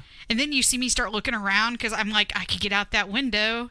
Yeah, she's looking at the front window like, I could break that window. And then I decide. Climb out of there. What do you think that was? I have no clue because we caught it on EVP, but nothing on the camera. Yeah, 'cause we there's had a camera cameras facing around down the hall. whole house. Nothing. And you can hear... See, what is that? But it was also I a need to pier know and what beam that house. is. It was also a pier and beam house. So there's a crawl space under it. There's an attic over it. We didn't catch anything on the thermal, but I don't know. But I decide it's my dad because they like to mess with me. Who's that? Him and Brad Ashton. They like to screw with me. So like I call my dad because I'm. We would never do convinced- that. So rude. I am so convinced someone is hiding in that back room and just walking up and down. And my dad's phone goes off, and I'm like, oh, It's your dad. it's my dad. And then he doesn't come around the corner and go, haha, I got you now. So I call him, and my dad's in the car with him. I was like, oh no, Yeah, he had just left his phone. I need you to come back now. I want to take like a listener question. Can you guys ask something really weird? Who's Yes, on there? we need... Someone ask a weird question. I don't. You know, it doesn't have to be weird, but I don't know, something interesting that we're not thinking of. Like, who's Catherine Heath? Heath. Shouldn't it be Heathe for Heath? You spell your last name wrong, She Catherine. curses like a sailor when she is saying- You spell- Hey, Catherine, you need to get a spell check on your last name. Incorrect. You'd never have a locate. Okay. Yeah, we were at that warehouse and we heard someone go up the stairs, and Catherine went from like not a curse word the whole night to just F bombs.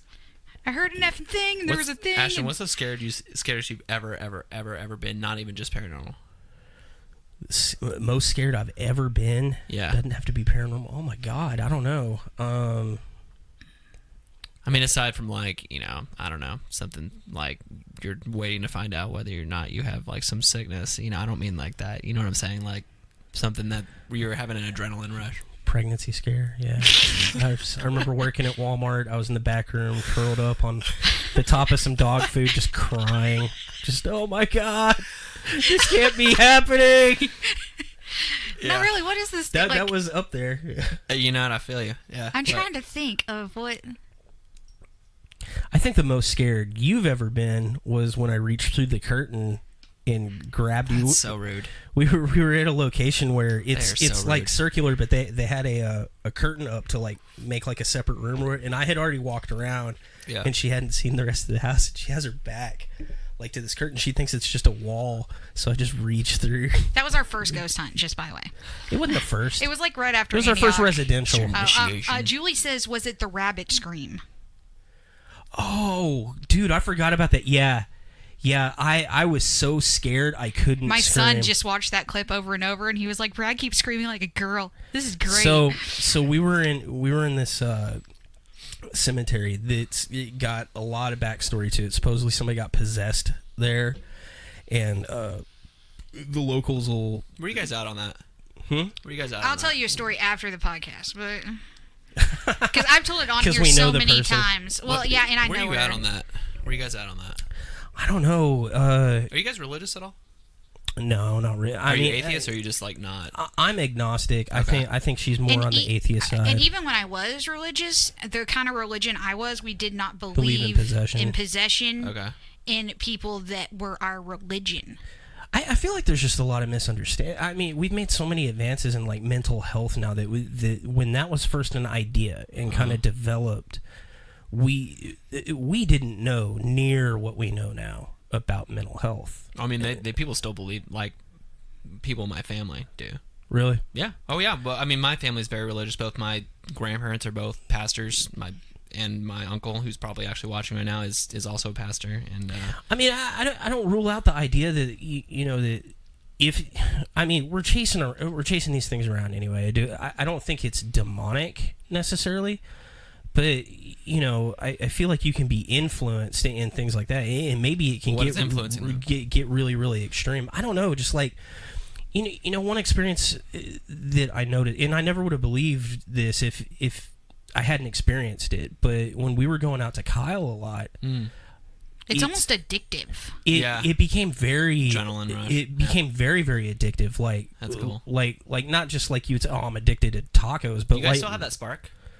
Do you feel like is that spark still there? It comes and goes. We talk about it a lot. Where we really liked it in the very beginning, where. Yeah. We didn't have as much equipment, and we didn't have all the knowledge, and it's just everything was scary. Such an adventure, yeah. And it was, and we were worried about getting caught by the cops in some places and things like that. And so there was this huge adrenaline rush, and then we kind of hit a bell curve where we were kind of like, are we getting jaded with this? Because everywhere we would go, we'd be it's like, natural. I think with anything, even musicians get, even famous musicians get like that. Yeah, but I think as we've gotten better at what we do, now I'm finding a lot more fun in it. And you guys have really good evidence. Like that light thing, that's really cool. Oh, man, you know what? You can go on 100 investigations and not find anything. Yeah. And you're like, why am I doing this? Well, it's so boring. I'm investing all this time, all this money into it. But then you get the one thing. Yes. And it's all one, worth it. And you're like, oh, my God, I got that. I got that thing that everybody's trying to get. Yep. The anomaly. And, so the rush of just walking in isn't there anymore, and just immediately just feeling like, maybe it's there kind of in the beginning, but as you get used to a place, it kind of goes away. But then when stuff happens, especially when stuff happens that you notice at the time, it's a big adrenaline rush. Well, that's that little kid in me that goes, next time will be the time. Oh, is this a Sarah Hatfield girl? But anyway, we were at Antioch, and you tell a story about me, and then I'll tell a story about Sarah you. Hatfield a question though? Yeah. Hey, Sarah, are you really actually for real proven related to the Hatfield McCoys? Because one of my favorite Netflix documentary is Is it a doc? No, it's a drama. It's with Kevin Bacon. I'd have to ask my husband if he can prove it. Sarah Hatfield, are you related to the Hatfields and McCoys? Please answer back promptly. Thank you. Okay, continue your story. We're out at this cemetery, and I've started asking these questions like it's a little kid. She said, "Yeah." Do you want to play a game? Text back, prove it. Okay, now tell me. Do you want to play a game? Yeah, like, do you want to play tag? And we get real quiet, and we've been hearing footsteps, and we hear this blood-curdling scream from the woods. If I hear a scream, I'm off the fence at that point. Dude, my soul left my fucking body. Dude, are you serious? I went... How do you stay at 3 when you hear a scream? Well, How do you stay at 6 when you heard a scream? We know what it was, but he screams. And I can't scream because you can hear all my breath. It's not a scream. I can't for it. Like, I go...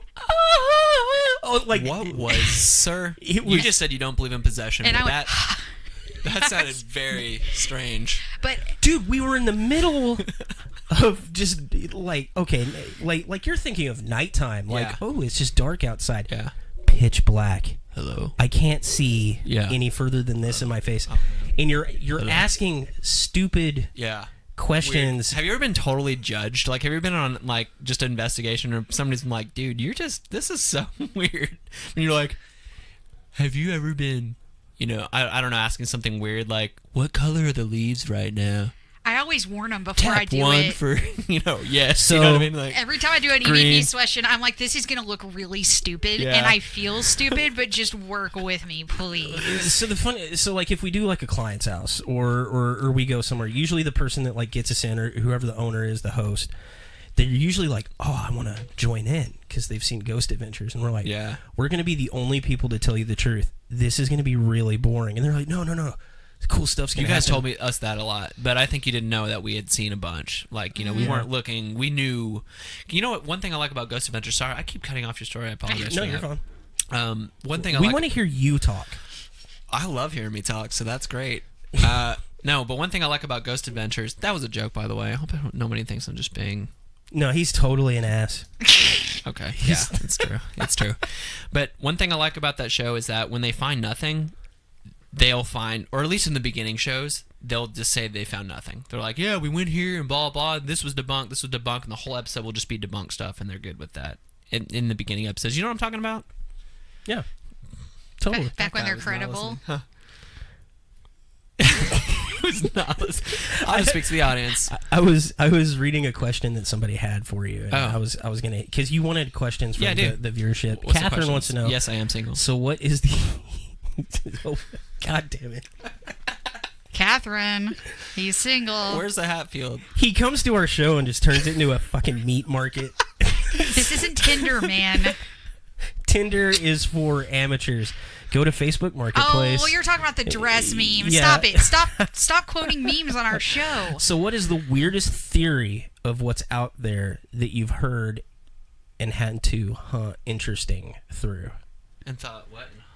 Okay, so like, what's the weirdest thing that another group or whatever My next told you, and you're like, oh yeah, that's totally.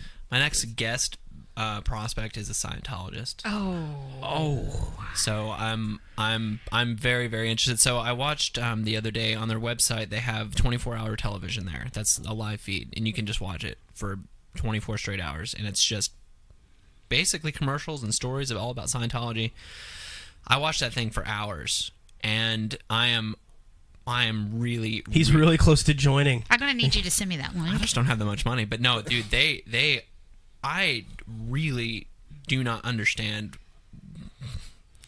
No judgments, but that is a very, very fascinating group of individuals, I think. I mean, what's so neat about them is that how their messaging and everything about them is so closely aligned to Christianity, but like just the fundamental of it is different, And Yeah. but the fundamentals are so out there, with the whole like they have to get measured, to check their spirituality or whatever they call for it. Thadians and all that. Yeah. Yeah. So so they you have guys to know. believe in ghosts, right? But that's what I want to ask the But they Scientologists. call them. It's different. Is it Thetans or whatever? Thetans, yeah.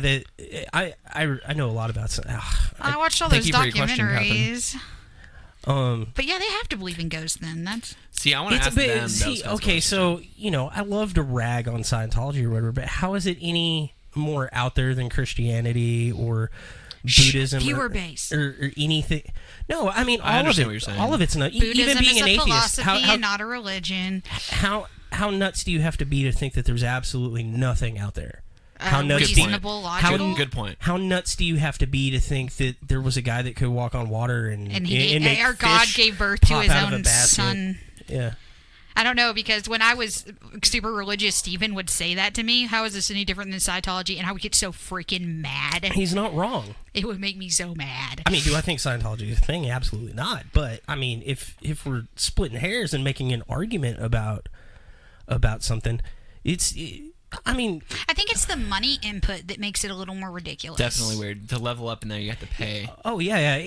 Anytime there's money changing hands with any kind of subject It's like like that, they're almost. that's what makes It's me. like they're almost unashamed that it's a business. They're just so out there with exactly what it is. But people subscribe to it. But one thing I will say about them, as far as like that I watched, is that they really are trying to be a positive force in the universe. Like they really are. Like, are you depressed? Like Americans are more depressed than they ever been. Come to our church for free, and we will help you.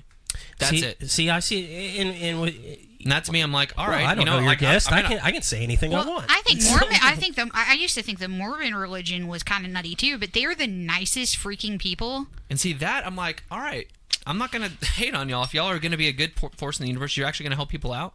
Good, go do it. There's the thing about Scientologists I don't like is their dislike of psychological pharmacology. yeah, What is that? and that's I don't what I was know. going to say. I'm unaware of that. They don't believe in using psych meds, so antidepressants, anxiety meds. Okay. And Why not? Because depression's not a real thing. It's all depression and like mental health stuff is caused by thetans, Okay. and stuff like that. And I they'll don't know anything probably about this. So religion will define it a little cure bit you of better. your depression. Okay. Basically. Where y'all at on that?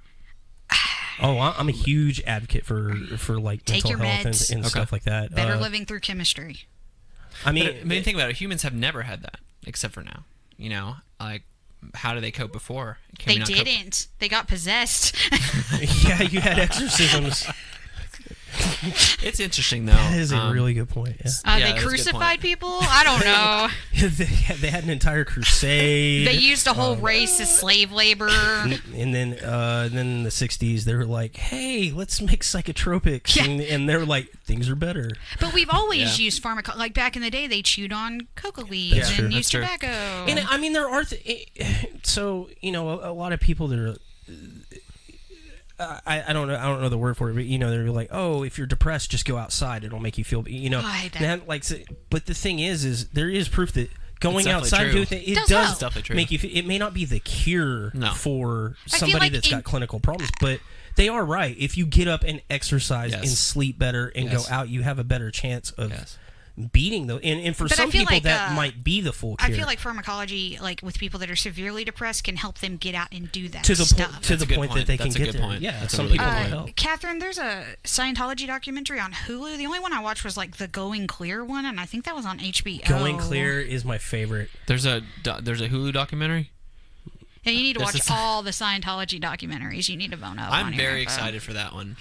So I've emailed them a ton and nothing. So What? Oh, you know what? Well, we're talking if anybody listening or anybody in the future even listening who checks out this video, please email me or him if you know anybody in that church, especially any employees or official, you know, I don't know what they call it. I don't want to say hierarchy, but I don't know what to call it. But Scientology deacon. anybody that would be that would be willing to talk in detail about it from a totally objective perspective, you know, in a totally, you know, cool way.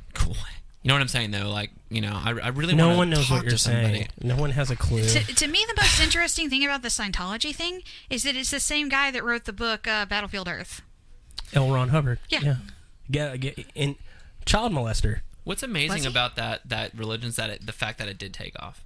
The fact that it still sustains after all that, you know, it's giant. It is a worldwide religion. You watch that 24-hour thing, it's crazy how many places they're at. The last defense I'll put up for Scientology is that I think what puts people off the most about it. Okay, so all the wackiness aside, because all religions are wacky, you get past all that. I think the thing that puts people off the most about it is their messiah, their figure that is based around it. We can like remember, like he was around, Yeah, like when he died, the 60s or the 50s. I don't remember. I'll look up my. Like it's not that long ago. Like if you worship Jesus Christ, right? That was long time ago. You know, nobody like remembers that dude. Well, there's the. so there's like a disconnect. But if you're part of that religion and you're talking to your buddy Bob, he's like, man, I've seen footage of L. Ron Hubbard and his like, you know, Captain Steubing hat. Like that's a guy, you know that, right? You know, There's a fairly recent, like within 3 generation, prophet of Islam. It's the Ahmadiyya sect of Islam. You've got the main sects, but there's a third one. But like, it's young enough that like your grandparents could have remembered it. Why That's are always you been adding interesting. credibility to this podcast? You're ruining it for the audience. Yeah, Sorry. so Scientology, I find Scientology insane. I think that's really cool. I can't wait to do that. I'm gonna have to listen to that episode because Yeah. I've never. What heard is from your- My a most Scientologist. requested so What's your favorite conspiracy theory? far. Favorite in terms of what, like just Anything. entertaining. Anything, just go with it. 9/11 was. What's a conspiracy Okay. theory A you video. subscribe to? Can I tell you one that I absolutely condemn first? Okay. The Yeah. 9/11 theory is absolutely stupid. Oh, and the moon landing theory. We've been to the moon. Sorry, we've been to the moon. The one that makes me madder that school shootings are false flags. That's just that to me is someone just trying to get a rise out of That people. one enrages me. That works. Yeah. Um, I agree with all those. When I heard your guest comments on the 9/11 thing, man, like it's hard. That one was tough. That to was not- that was the point. I was like, I might have to turn this off, not because I don't like the podcast, but because I'm so angry. That was one of the points where I was really. Because I was telling her, so they have parts of the building, like at the Fort Worth Museum. Oh, really? Yeah, and I you took can my go kids up and a few touch. weeks ago. You Are can you talking go about the art Omni, museum? the Omni. No, what's the one with the lake around it, like the water around it? Is that the art? What is that? Oh, Fort yeah, Worth? it's Kimball. Yeah, that's the Oh, Kimball. the Kimball. Okay, Yeah, so not yeah. okay. Okay, No, no, this Fort- isn't the nature, like the history. Fort Worth Museum of Science and History. Yeah. Okay. And they've They got have a piece of that there. You can touch the girders. Oh my goodness. And her kids are young enough that they Wow. weren't born yet, That's and they're powerful. like, what is going on? And like I was That crying, actually like I gives was me goosebumps. crying, Dude, that stuff. I moves was me too. crying, like thinking yeah. about it right now, like I'm Yeah. emotional. Me Like 'cause too. I full blown. I goosebumps remember from that. Yeah. like Me too. watching that, and Me for too. somebody to say, "Oh, that didn't happen," I'm like, "You." that part was. Do you tough. remember the 10-year anniversary? So my daughter's really young, and she walks in at one of the scenes, and she goes, "Oh, what horror movie are you watching?" That's. I was like, "Oh no, That's surreal. Yeah. I've got to That's go in surreal. another room." For That's a few like minutes. us watching some of the footage of the Holocaust. yes. That's the exact feeling that your kids get. And until they get older, they Yeah. won't like appreciate it because they won't have that connection to the rest of the world yet. Like, Yeah. but we have that. Like we were there. I remember sitting in class and Me too. watching that. And, Me too. I was sitting in I had class. actually pulled a school prank the weekend before. God, what is it with you and pranks, dude? He likes trouble. Well, I had done something really stupid, Mm-hmm. and they had to call the FBI on me. It was a big deal. My dad was pissed. You got to tell that story. You got called. They call them. I had this like really overly Christian teacher, right? Okay. And I'm kind of a darker person anyway, or whatever. But yeah, I just like pushing buttons. But I didn't get along with her, or whatever. And she, I can't remember if she was my creative writing teacher. We had some kind of assignment. We were supposed to write a letter to the President of the United States. And there were certain criteria you had to fulfill. Yeah. The way I did that is I wrote a letter saying I was going to bomb the Pentagon, and Oh my God. and something else that was like really, really similar. Like I can't remember all the details, but the assignment was completed, and I was like, I dare you to give me a fucking F on this. Yeah. Like was that thing? So I turned it in like the week before or whatever, and then I want to say it happened on a Monday or a Tuesday or whatever. But I remember sitting in first period. And I hadn't heard yet. Like it had just happened, and we went and sat in first period. And I'm sitting there in my art class. It was sculpture. I was in Miss Rossi's class. And they're sitting there and just like, hey, we're gonna turn this on because something happened. And we're like, what the hell's going on? And I'm just sitting there watching this, and like it hit me so hard. But at the same time, in the back of my head, I'm like, I'm in so much fucking trouble. Oh my God. And so it got to like right about first bell, and Coach Houston came in. He's like, come with me. And I'm like, no. And I go to pick up my bag. He's like, leave the bag. Oh my God. I'm like, So they're gonna oh search your bag. crap. Wow. Yeah. So I went and sat in the office, and he's like, you're an idiot. And I'm like, oh. Dang. I would have just cried. There's that would have probably been some my law. response. Oh my I God. would've Probably just some law cried. there. So That's he's like, yeah. so you know, we called the FBI. Yeah. You need to, because we have to, because you're a moron.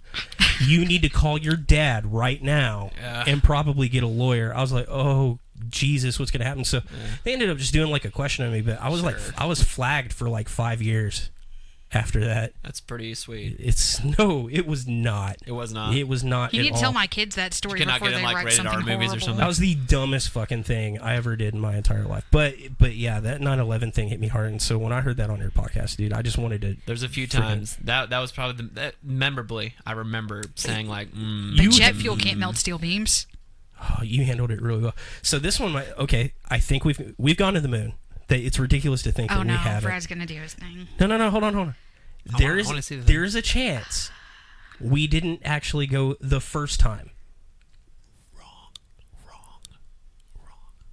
I said a chance. I mostly I 90 These crazy I names. 98% think like, oh yeah, we went.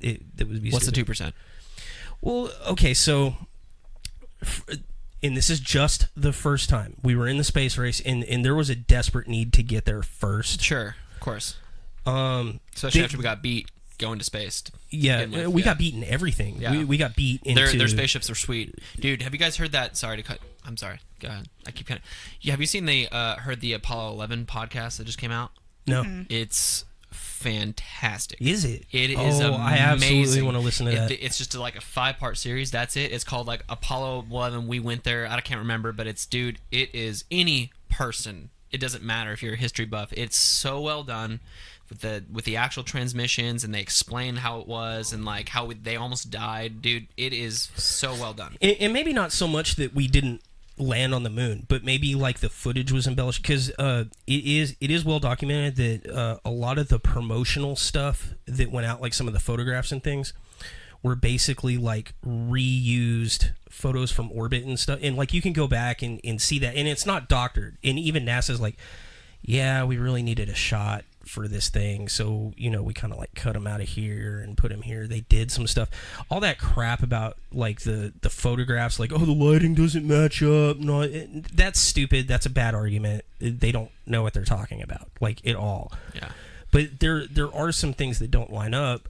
I think at the worst, we launched them in the orbit. They did a couple of laps around the moon and came back, and were like televising some doctored stuff just so that we could get that initial, hey, we got there first. I think there's a cause for it. But we definitely went back to say, like, we haven't been faking it this whole fucking time. I don't think it's a huge conspiracy. I think it's possible we told a little white lie to get, because we had a lot going on at the time. There's a possibility. There's some evidence that there's a possibility not everything lines up. Now, I will employ anybody who doesn't believe the moon landing drill, or even the 2%. Please listen to that podcast, because they address this conspiracy theories in detail, and it is very, very, very fantastic. Oh, I want to listen to it. Yeah. Okay, because like I said, there's only like a little 2%. Yeah, and I'm not knocking you either. I just want to get that out, because like just for anybody who likes podcasts, will like this podcast because it's done so well. I hate anybody that's like a space denier or climate change denier. Like, you can't hate them though. You can't hate them. You have to see, that's the whole like sort of thesis. Well, of my podcast. and that's where you're better than me. I want to understand him. Like, why do you think that? Well, you know what, and that's why people like you get further with them at it, like fixing the problem, than I do, because like with that guy about the 9/11 thing, like if I wanted to convince him or whatever, I would be so enraged by the end of it that I couldn't have a civil conversation. You know what? I was watching. What was it on the flat earther documentary we were watching? Behind the Curve. On Netflix. Yeah, it's really good. Yeah. And you know what? One of the dudes, they had a guy from NASA, and he's like, you know what? These guys, they would have been the best scientists ever, because they're on the right track. They're questioning everything. Yeah. That's what you want in a good scientist. That's what's cool about them. Yeah. But they got misled. Yeah. And he's like, we're sitting here admonishing these people, but really what it is we should be like embracing them and reteaching, showing them, compassion, honestly. But it's so hard because we're so polarized, and that's wrong to me. Like, to me, it's like, I can't hate them because I used to be them. This is how I kind of think about it. It's like, if you're a parent and you see a kid acting out, is your first thought to just scream and tell them how stupid they are? No, they're never going to learn. For some parents, but you know what I'm saying? Like, that kid's never going to learn from you just saying, you're such an idiot. Why would you play tetherball like that? That's not how you play tetherball. Like you say, no, okay, well, blah blah. You just try to explain, blah blah blah.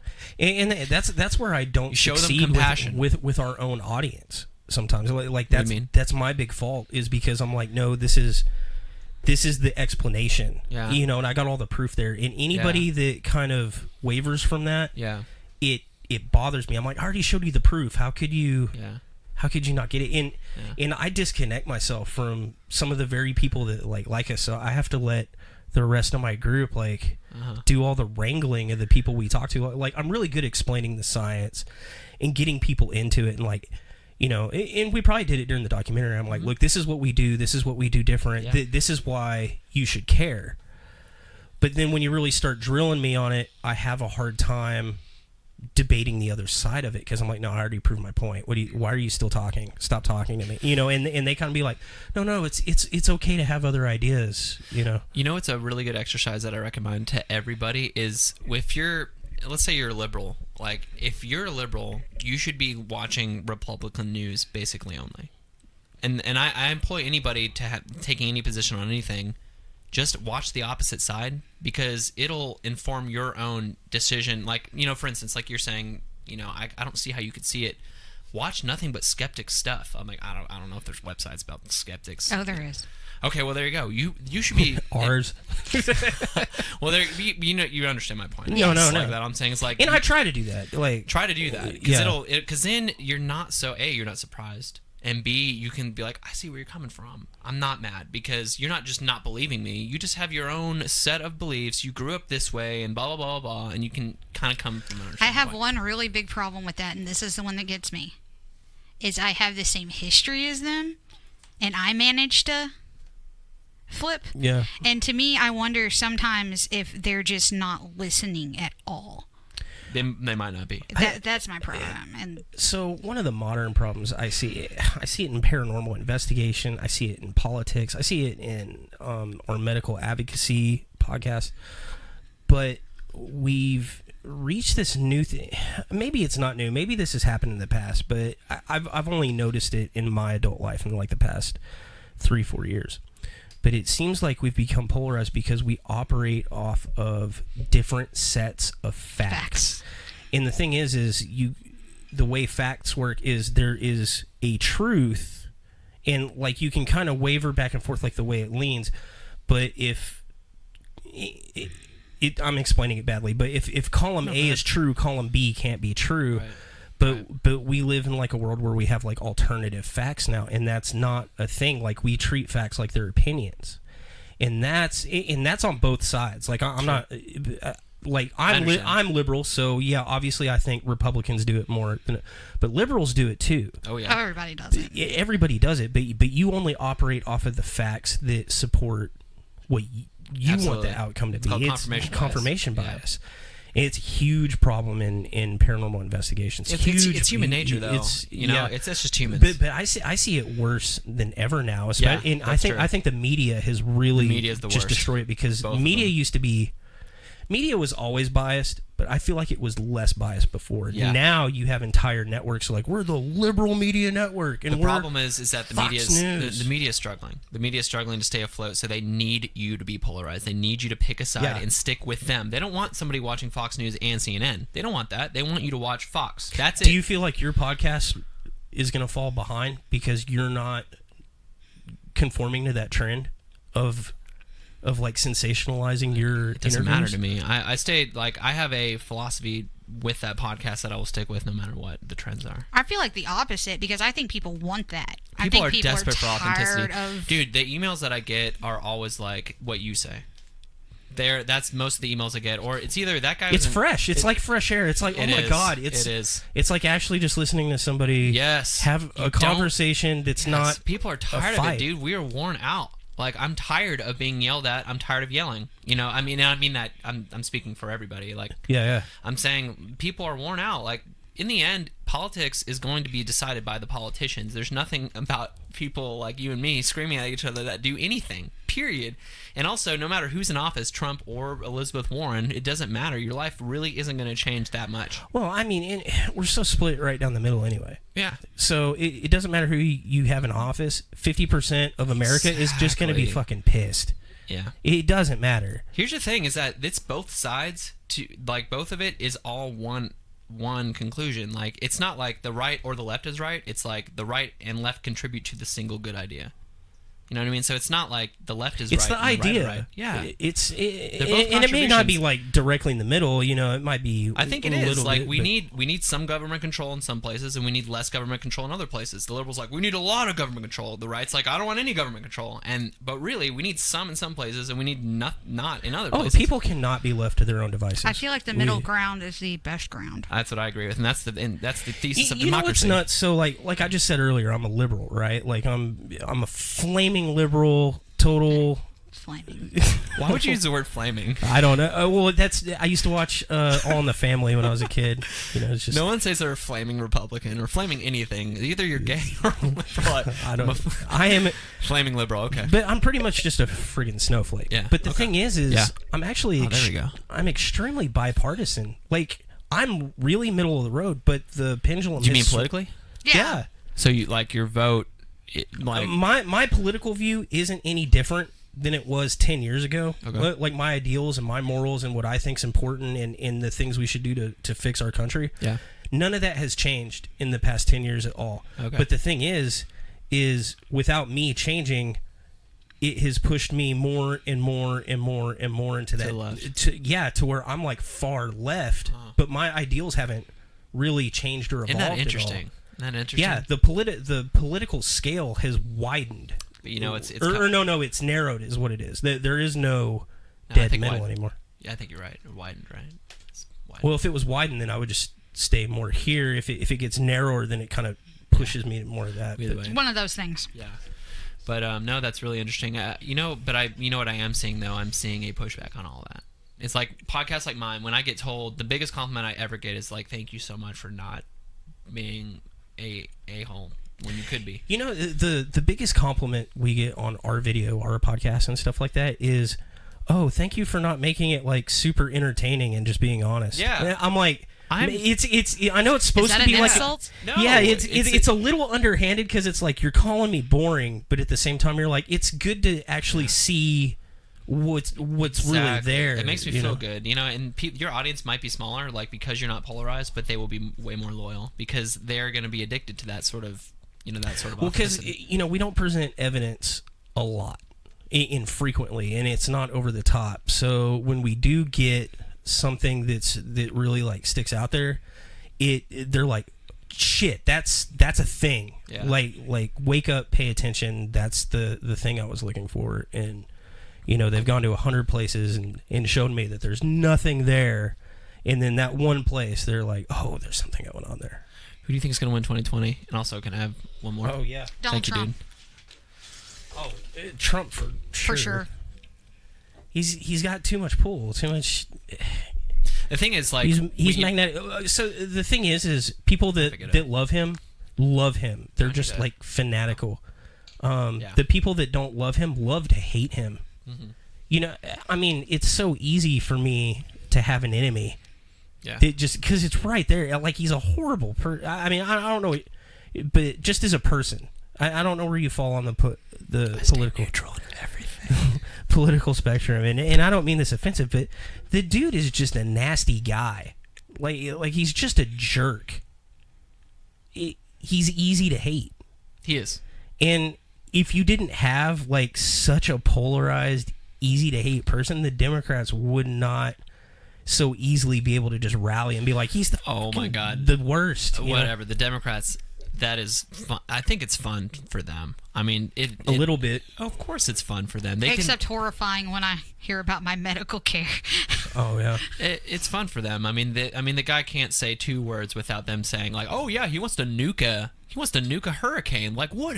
That is so un-American. And then I think I saw some lady on The View say he wants to nuke a hurricane because he really wants to nuke Africa because he's racist. No, that's on. Yes, and I was like, I'm just like. You guys are just having a field day. You know what politics have turned into, and this is the not ugly truth, everybody knows it, but politics have turned into tabloids, period. Like those tabloids that when you're sitting in the grocery store and you see a UFO has come down and impregnated Jennifer Aniston. Oh yeah, that's what the ranking. That is all that's all political news is, period. Mm-hmm. Trump conspiracy, Russia, emails, it doesn't matter. All of it's scandals. That's it. It's a soap opera. There's no real policies being argued. No one's like, I like your tax policy on this, or like your this policy on that. It's you're a terrible person. Anything worth arguing about Mitch McConnell's just like throwing down on the floor anyway. Like it doesn't fucking matter. It's just a hate match. It's like you suck. No, you suck. That's the entire political sphere. Now. So your top 3 conspiracies that are crap is the. Definitely. Now, the reason I say that is because I had a girlfriend and that was our ongoing thing, that she said that 9/11 was totally faked. And oh my God. So I had to go through all the research because she was very smart and irritatingly intelligent. She was one of those. I've had 2 girlfriends that are really, really, really smart, smarter than me for sure. She was one of them. Although she did believe that 9/11 was faked, and I had to do all this research. The problem is misinformation. I don't blame the person. I blame our culture of like YouTube and in the media and things like that. It's real easy to get misinformation, and it's presented as fact. That's where I was going with. We operate off of different facts. Is like, our show, like, we present everything we're doing as fact. It's science fact, but. What if I get something wrong in the science? Like not on purpose, but let's say I get something wrong and I present it as fact. And your audience is free to disagree with you. They're free to disagree with me, but there's a predisposition to think that Well, they put it out there. Somebody's obviously policing this. Somebody's fact checking this, and so, and our brains, we have a predisposition to think that the first information we get, which is usually from your parents, is the correct information. True. And so that's why, like, we try to be really. That's why we never say anything is haunted or this is definitive. There's some stuff that maybe at first we actually feel is pretty definitive. Like, I'm pretty. I might change my mind later.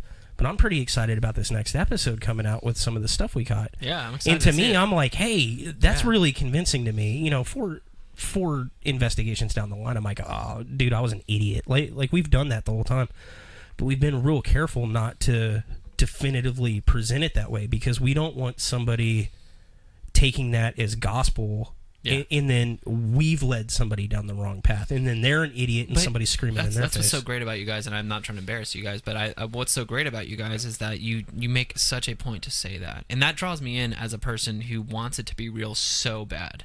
Like I want everyone to be like, "Hey, skeptics, we proved it." You know what I mean? And the fact that you take so much time to say we're never going to give you anything that's not extremely solid. Well, when we've put stuff out there and then retracted it, good for you. Where we thought something and then we came out and we're like, you know what, we debunked everything from that investigation. We were off as base. You should, and that makes me trust you. You know what I mean? It's a ploy. Yeah, it's a trick. That's how we get you in. I just feel so manipulated. But yeah, with the 9/11 thing, like people. I understand. You know what? Heather says she thought mermaids were real after that the documentary, the fake documentary. How many Heathers do we have in this? Oh, just one. Just one. It's the same Heather, just in multiple realities. Wow. All at the same time. I thought mermaids were real after a what documentary? Faux commentary. Faux commentary. I know which one she's looking at. It's that fake footage where the dude walks into the lab or whatever, and it puts its hand up on the window. But see, and like you would watch, me and you would watch it, we'd be like, it's fucking CG. Yeah. We'd just be like, it's CG, but everybody else is, I don't know, it's pretty interesting. Well, I don't know how any of that works, so I'm probably more inclined to go, well. I automatically think everything is CG or audio stuff, just because it's like if a magician shows you how they do the trick, right? you never trust them again. Yeah. You're like, oh, you don't really know magic. Yeah. I was a fool. But yeah, I understand the other side of the night. There's a need for 9/11 to be fake because that's so horrific. How do you deal with that? What's crazy is that the Middle East has to deal with that every day. I mean, they have bombings there every freaking day. We never, we talk about mass shootings like El Paso and is it Odessa? Mm-hmm. Yeah, and however many people die. Yeah, that's our horror that we're dealing with. You can go on the BBC right now in the Middle East, and you will see 24, 48, 80 people die at a wedding every single day. And wait, what was my point on that? That's the second time I forgot a point. What was I saying? They deal with like the 9/11 stuff all the time. Oh yeah. Man, I was making a good point. Like I can't remember. Either way, it's just crazy to think like how horrific 9/11 was. Like you and I think we get goosebumps, we get teary-eyed when we're talking about something that happened forever ago, 18 years ago. What's crazy is that somebody born on that day is 18 now, and we're still. Oh, yeah, that's nuts. Isn't that nuts? Yeah. And we're like, oh, man, and we're and then a guy says this thing to me. It didn't happen to anybody in my family. It didn't even happen in my state. But I'm still like so emotionally attached to it. Yeah, like it was being profound. in the Middle East where it's just happening everywhere. Like, well, you know what? Blows my it's nuts because it has the opposite effect because they're numb. They well to a degree, but like you get used to stuff. Like okay, look, sure. It's happening with it's happening with shootings here in America. It's happening so often. We forget. Did anybody remember the Garlic Fest shooting? That was like a month ago. Vaguely. Exactly. I don't even know what you're talking about. That's how horrible that is. In California, there was the Garlic Fest. That's what started off. It was the Garlic Fest. That was like, somebody's. We were in Colorado. Remember, we were in Colorado, and I was like, "Hey." Yeah, I was busy having a good time, not paying attention to the rest of the world fucking suffering. Yeah, that's kind of how it is, and that's You're kind right. of. We are getting desensitized to it, though. Yeah, because I notice them here or there, and you share the Facebook post, and you're like, this is horrible or whatever, outrage, but. Then I just go to work the next day. Yeah. And then I do the podcast. And then I go do a paranormal thing. You know what? These are tragedies. These are like real ones. If really we cared, like as a country, like we would all stop everything we're fucking doing and do everything we could to like stop all this. What do you do? That's the big thing. What do you do? What do you do? Well, you know what? Everybody looked at World War II and they're like, you know, if I was in that situation, I would have done this or I would have left or that and the other. And it's like, you're getting there and you're doing the same thing. I'm doing the same thing because it's, what do you do? Yeah. And what it is you're in that position. You're like, well, man, I got bills to pay. I've got a family to take care of. I've got my own. I have to look out for myself, and so the shoe's on the other foot. It's really, really scary, to live through that because every day I wake up feeling slightly more horrible about myself because I'm like, I'm just going through my everyday life because it's all I can do. You know, they were too, though. You know, it's not. You can still be a human. That doesn't mean, you know. Okay, so 9/11. This is a great podcast because we talked about so much good stuff. How educated does everyone feel? Are we all smarter now, or are we just a little dumber? No, we're losing everybody. It's because I'm over 2 hours. What's funny is we're talking about 9/11 and the horrors of politics and all this. They're still talking about mermaids. They're like, they're not even on board with anything we're saying. They're just in their own like little chat world. Anyway, but conspiracies wise, which is loosely related to paranormal stuff. So sure, 9/11, people that are 9/11 deniers are just out the window. Moon landing, we've been to the moon. What was the third one? That was the only two. Okay, so what's a conspiracy theory you like? That I like? What out there's plausible? I can't think of anything. I really. Oh, I'm. Yeah. You're gonna get me on this. One. I got one too. You're gonna get me on this. I believe Bob Lazar. Bob Lazar? Oh no, dude! Like I'm a convert. You're a convert? Yeah. You mean like you now believe him too? Yeah. Did we talk about that? Y'all talked about that on the podcast. You poo-pooed me though. No. I said there were a lot of things that didn't make sense before. Should we update them? Should we tell them like who that is? Yeah, you know it better no, than I you do. guys need to go listen to his podcast if you want to get all someone the you should backstory. know on Apple Podcasts and Spotify. Thank you so much. I love you. You've talked about it on our podcast. Yeah, we did a whole episode on it too, where I believe that guy. I'm not a 100% convert. I think he has some I think from his perspective, he's telling the truth. He's telling the truth. 100%. Or at least he definitely believes it. Yeah. There's some misinformation he has about his experience, where he was fed different documents that said different things. He said what was that really it could be going. misinformation, though. Right? Yeah. There's some things he said he saw that were blown. Because they said, "Oh, he saw aliens." He's like, "I think I saw like a test dummy in a seat. That's not what I said I saw." That's what makes him compelling to me. Yeah. And it wasn't until the things. Okay, Catherine doesn't know what that is, so it's some guy that like saw alien tech. I don't know. About Bob Lazar, 100%. Hey, can I use your restroom? Yeah. Okay. Right out here. Okay, so Bob, let me do this. Should I take the live stream in there? Yeah. Go ahead. I mean, are you doing a number 1 or a number 2? It's a compelling podcast. I'll let you know afterwards. It might be both. Yes. Bob Lazar. Who Bob Lazar is, he was supposedly a technician that worked at Area Catherine 51. said, is he the guy that saw the alien metal? Yeah, that's who he's talking about. Yeah, he said he was reverse engineering alien technology at Area 51 out at Groom Lake before anybody knew what Area 51, like it hadn't been exposed, like nobody knew about it. And he was the first person to come out and say, "Hey, there's this place, it's Area 51, it's out at Groom Lake, this is what they're doing." And people went out there and they're like, holy shit, there really is an Area 51. And a lot of the stuff that he said was going on, like he took them out to not Groom Lake, but it's the other lake that's above it or whatever. He took them out there and they were doing like test flights and shit, and he showed them. And he got raided by the government, every agency that could possibly do it.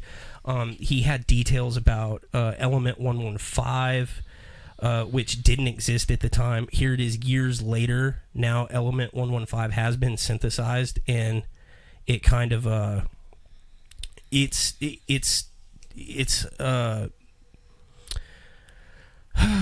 structure actually matches a lot of the things he described. He was one of the things that was discrediting about him is he said, okay, I went to MIT and I also went to you got to go too? Y'all taking turns? Tag teaming up? Oh my God. You got too much crap in your room. You dropped your shark. Anyway, It was number one. it was number one. Awesome. Yeah, anyway, he talked about Element 115, and here it is years later, a lot of that stuff. It all came, a lot of it came out to be true, and it was like verified. Yeah, And, the government declassified. Yeah, but the Some thing of what was, he there were a lot of holes. I never know where it is. Hello. It's right there. Hello. Okay. Look, just the little things. Talk between the V. Oh, The little clip. Yeah. Did you just say talk between the V? Okay. Yeah. All right. Got it. You're good. Okay. The thing that originally discredited him for me, this is like way back when, was his In the 80s. Yeah, was his school credentials and stuff. He said he went to MIT. There was no records of him. He said he worked at shit, I'm losing the names. He worked at like Area 50 or something like that, like 852 no, or something. well, he said he got recruited. He got recruited to the government job from working at someplace in California, right? Alamo. I'm just lying. Alameda something. I can't remember. It's actually where the military recruits people from, but they're supposedly they had no records of him ever working there. Blah blah. Here it is years later. Well, they tried like to erase him. Yeah. And everybody's like, nah, they can't do that. They love doing that. I was in that camp. I was like, I don't know. That seems pretty out there. It all seems like a ploy. Man, I guess I do believe in a conspiracy theory. But Wow. yeah, but then a bunch of stuff came out later. Like they have record. He's on the roster of the place that he said they recruited him from. Declassified. It's there. Yeah. They found people that remember him from school and pictures of him at school at places he said. Yep. And he's like, I fucking told you. Yeah. Like, the other thing that he looks so bothered. Have you ever seen him interviewed? Did you watch the Joe Rogan thing on him? Oh yeah. He looks so bothered. He just looks like he's been through war. He has. And, he straight up said, he was like, if I had to do it again, I wouldn't have told anybody anything. Got it. And Nice. I just washed my hands. And then I didn't dry Don't you them. dare leave me. So that there was you the go. wettest high I five. know, I just washed my hands and then didn't dry them. that was dank, Sarah. That was the dankest hands He I've was ever. asking for it. That's true. Yeah. Is this your Joe's Crab Shack shark? Yeah. Hey, what do you guys think about Joe Rogan's podcast? I like it. I love it. I don't agree with everything he thinks, but I think he produces a really good, I think so too. good podcast. Like I think he does too. one that I thought was really interesting was when he interviewed Ted Nugent, because I can't stand Ted Nugent. Oh, okay, good for you. See, that's good for you. Good for you. Watched it. But I really like the questions he asked and the answers he got back. Yeah. And he didn't just take like the standard answer. Right. He was like, no, yeah. I want to get into why that's that. And, Yeah. And you know what? Nugent brought up some really interesting. Like, I still don't agree with the guy. I still think the guy's just total a-hole. Okay. But he was talking about veganism. And he's like, you know what? That's fine if you don't want to eat meat. You know, but even if you're vegan, you're still hurting animals. Yeah. Like it's you're changing their ecosystem. He brought up a lot of good points. And it's like, be vegan for whatever reasons you want to, but don't fucking villainize me because I like, or make you into a saint. Yeah. And I'm not real.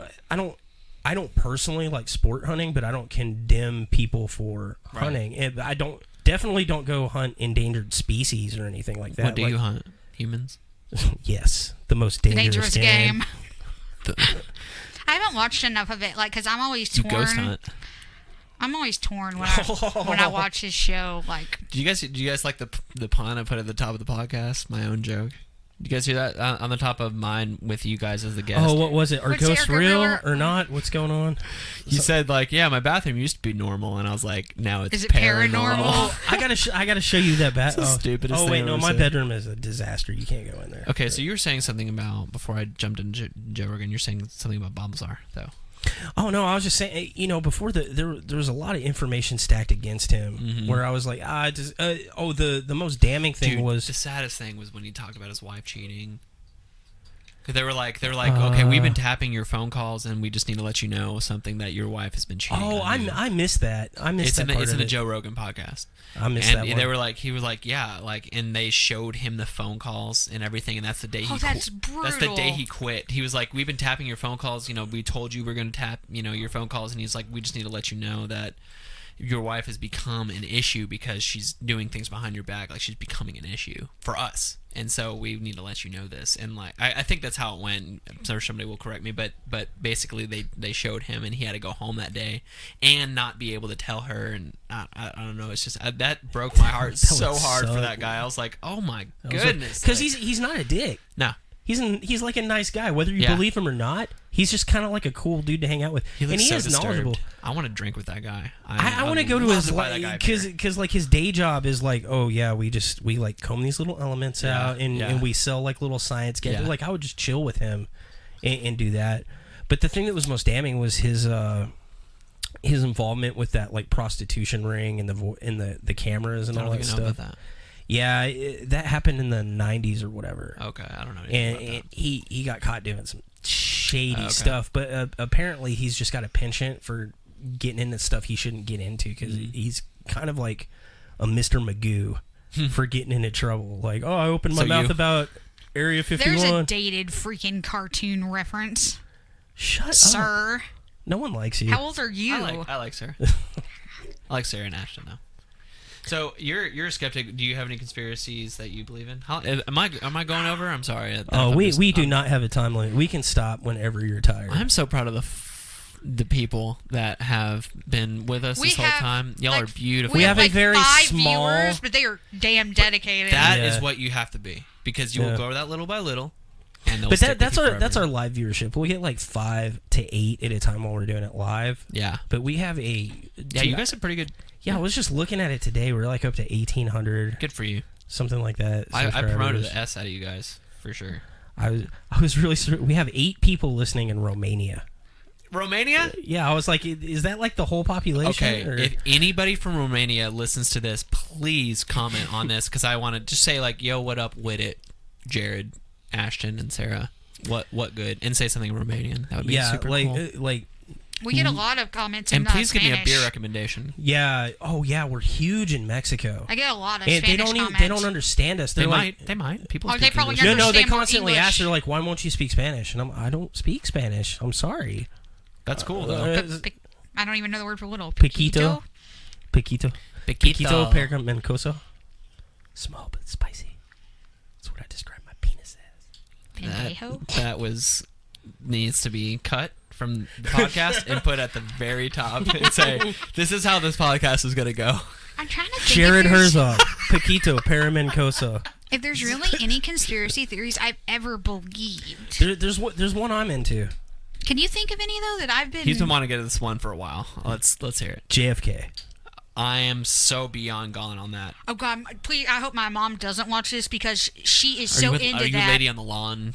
No. Okay, where are you at? There might have been somebody on the My grassy knoll, mom's but big story is that my grandpa had lunch with Jack Ruby the day before he shot Oswald. And I don't know if this story is true to this day, but if it is, I'd like to know. I don't know. I'm more interested in the Hatfield McCoy lady.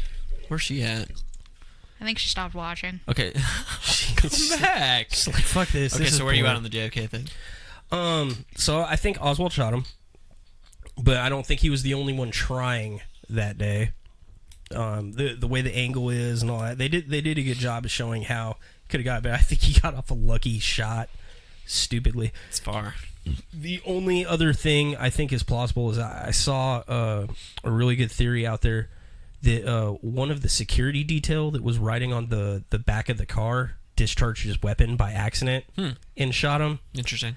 And so they hung it on him. I think he got shot twice. He was like, well, like so I definitely think the first shot was Oswald because the angle. It was like, he was like, the angle and the magic bullet, all that. Second Like, one was so crazy. Like, but the second one that gets him in the head, I think it's very plausible that it's the dude on the back left of the riding on the car, because when he was startled by the first shot, he discharged his weapon. He had an assault rifle with him.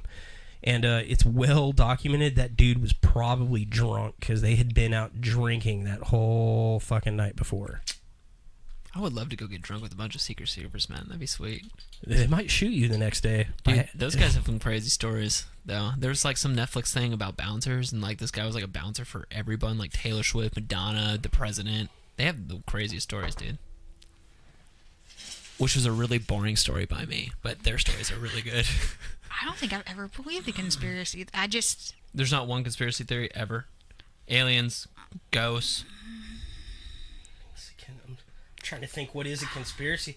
Like, it's just something that's out there that kind of takes a leap of. Conspiracies are so weird because oh man, I totally called it on your podcast too because we started listening. I love that you guys listened. Just listened. That's cool. Well, anyway. I was like, he got 5 words out of his mouth, and I think I had to pause it because I think you asked him like how he got into it, and I had to pause it. I was like, look, sir, this is how every flat earther gets into it. They were looking at other conspiracy books, and they got to the flat Earth book, and they went, that's going to be stupid. And then they watched a YouTube video, and then they were in. And then I hit play on it, and he's like, well, I was kind of into some other conspiracy stuff. And then I watched some YouTube videos, and then I was in. And I was like, every time. It kind of makes you wonder, is it a personality thing? Like, are some people just prone to wanting to believe in it? Is it just fun for them? People are like, wow, you're such an idiot for believing the moon landing's not real. But it's like, maybe at the end of the day, it's just fun for them. The paranormal thing is stupid. It's right up there. I don't think so. I think there's something there. I know, but it's right up there with ridiculousness, too. It's the same way.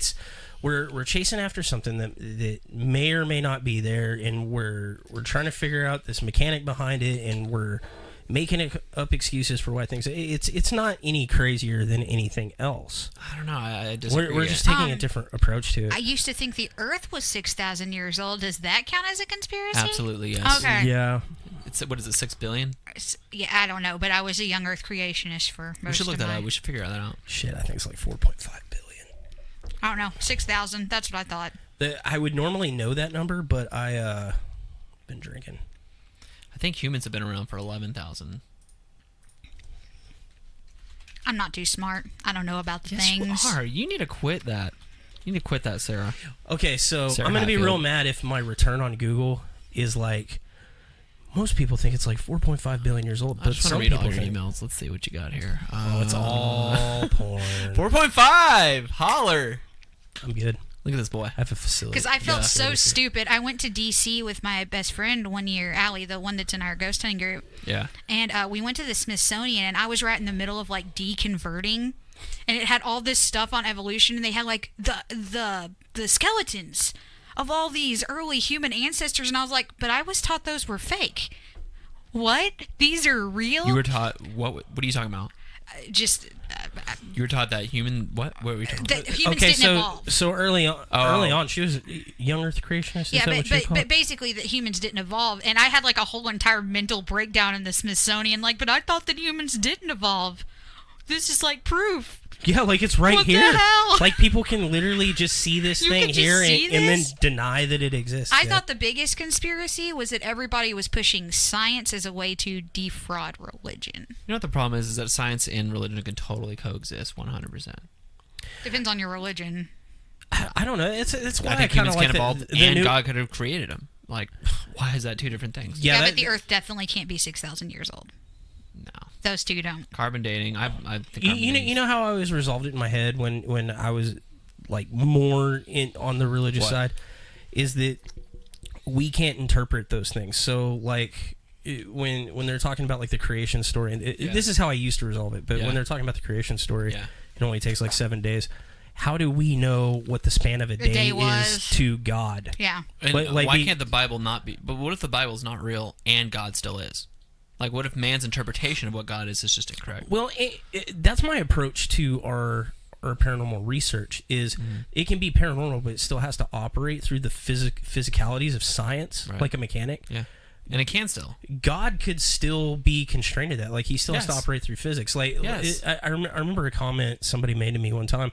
They were talking about the Christmas star or whatever. They're like, oh, yeah, it was super. I was like, it was a supernova. Right. They're like, no, it was God's divine intervention that did that. I'm like, it can be both. Yeah, God can make a supernova. Excellent point. Who cares what it is? It could be both. It's a chicken or the egg argument. Like anything, and it just doesn't matter. God doesn't care. Like if God's real, like no, God's not like, you thought that was a supernova? How dare you? You know what I mean? Like that's one of the things that we explain to the clients is like so we tell them like first off, your experience is 100% valid. There's something I just want to pick on her too. I don't know what it is. It's easy fucking target. Because she's mean to everybody 100% of the time. I am such a nice person. Oh my god, I can't wait till What's the the most episode comes out so irritating- everybody can see how mean she is to Allie the whole I'm not time. being mean. I'm just trying to get everybody to Shut up. do what they're supposed to do. Like, at least 5 times she's like, everybody shut up. Hey, so what's the most irritating thing about me? Oh, I know, because you said it behind his back before he got here. Okay. You gotta say it to his face. Yeah. Say it. No, I'm not gonna. Yeah, do it. Because I was just picking on him. No, say it. No. You were wondering if he was gonna bring it to the podcast. Bring what? What My did you hair? call it? Huh? What did you call it? Cookie duster? What's a cookie duster? Lip ferret? She's like, did he always have that mustache? I'm like, I don't I think couldn't remember. I didn't. It's a new thing I'm trying out. But I think he Everyone just hates changes it. everyone. Now they're usually like, that's a mustache you got there. I'm like, yeah. I've seen that coming back in fashion though, like more dudes with mustaches. Yeah. It's like the mullet. I was It's coming I back. was thinking about doing that, but you know, I like being in a relationship. So. I'm just. That's so mean. That hurt my feelings. But I don't know. And yes, I am single. It's because of the mustache. But yeah, no, I'm just trying something new. Most people hate it, but I'm seeing where it goes. No, I was like, I think the thing that bothered me is like you were way too nice to Brad. You should have been way meaner to me. Who's Brad? Oh, sorry, Ashton. You were way too nice to Brashton over there. I like Ashton though. Darwinism and the Big Bang Theory could totally be aligned with God. Sorry, Harry. What's the movie Conspiracy Theory? Oh, that's the one with I Mel cannot Gibson. believe there are 5 people who are. I cannot. They just haven't understand watched it. us for 2.5 hours. Are you also drinking 5 people? I want a yes and no from They're all. probably playing a drinking game. Like, how many times is Can Brad Jared going to sound like interrupt? an idiot? How many times is that guy gonna touch his mustache and talk about it? How many times is that Sarah girl gonna stare at that guy's mustache? We're going to get you a mustache comb for Christmas. I need one so bad. An NT Paranormal mustache comb. I would pay so much money for that. Oh, that should be a thing. What's your favorite podcast? I like last I mean, but podca- aside from someone you should know, of course. Actually, your podcast is actually my favorite one now, and I need to go. I haven't listened to all the episodes. That really makes my heart happy. Well, it might. You put so much I might. freaking work into I might change my mind after. No, I listening to a commented couple on of it. I was like, "Why does listen to this?" I was like, "Why does this podcast sound so much better than ours? What is this?" This asshole's only got seven episodes, and he's already doing better. I've had to go back and re-record our pilot 4 times because we didn't know what we were doing.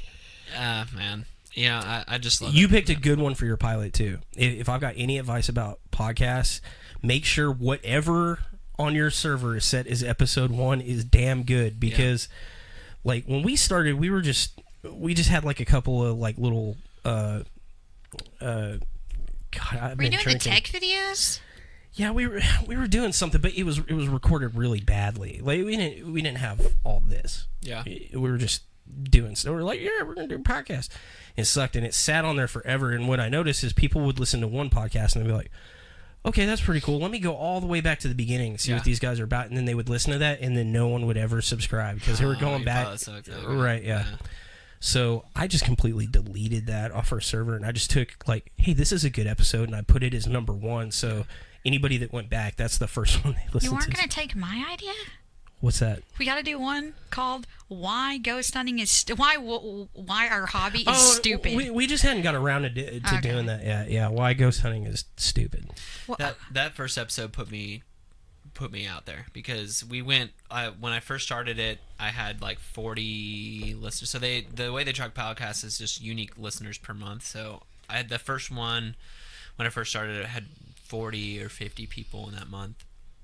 And then after we dropped that episode, it went to like 600 that next month, and I was like, "What?" It goes quick. What's funny? Mind blown. We like went way up, and then we took our break after season 1. I was like, I can't do it every week anymore. y'all are crazy, I was like, yeah, we're gonna take a break. We got intense. we got 52 episodes. Let's freaking stop for a minute. I really do. And it just like I love dropped hearing new off the podcasts. map. So, what's Catherine been? Catherine, you've been chatting it up. What's all this? She's talking I heard about your that. I like that. porn stash.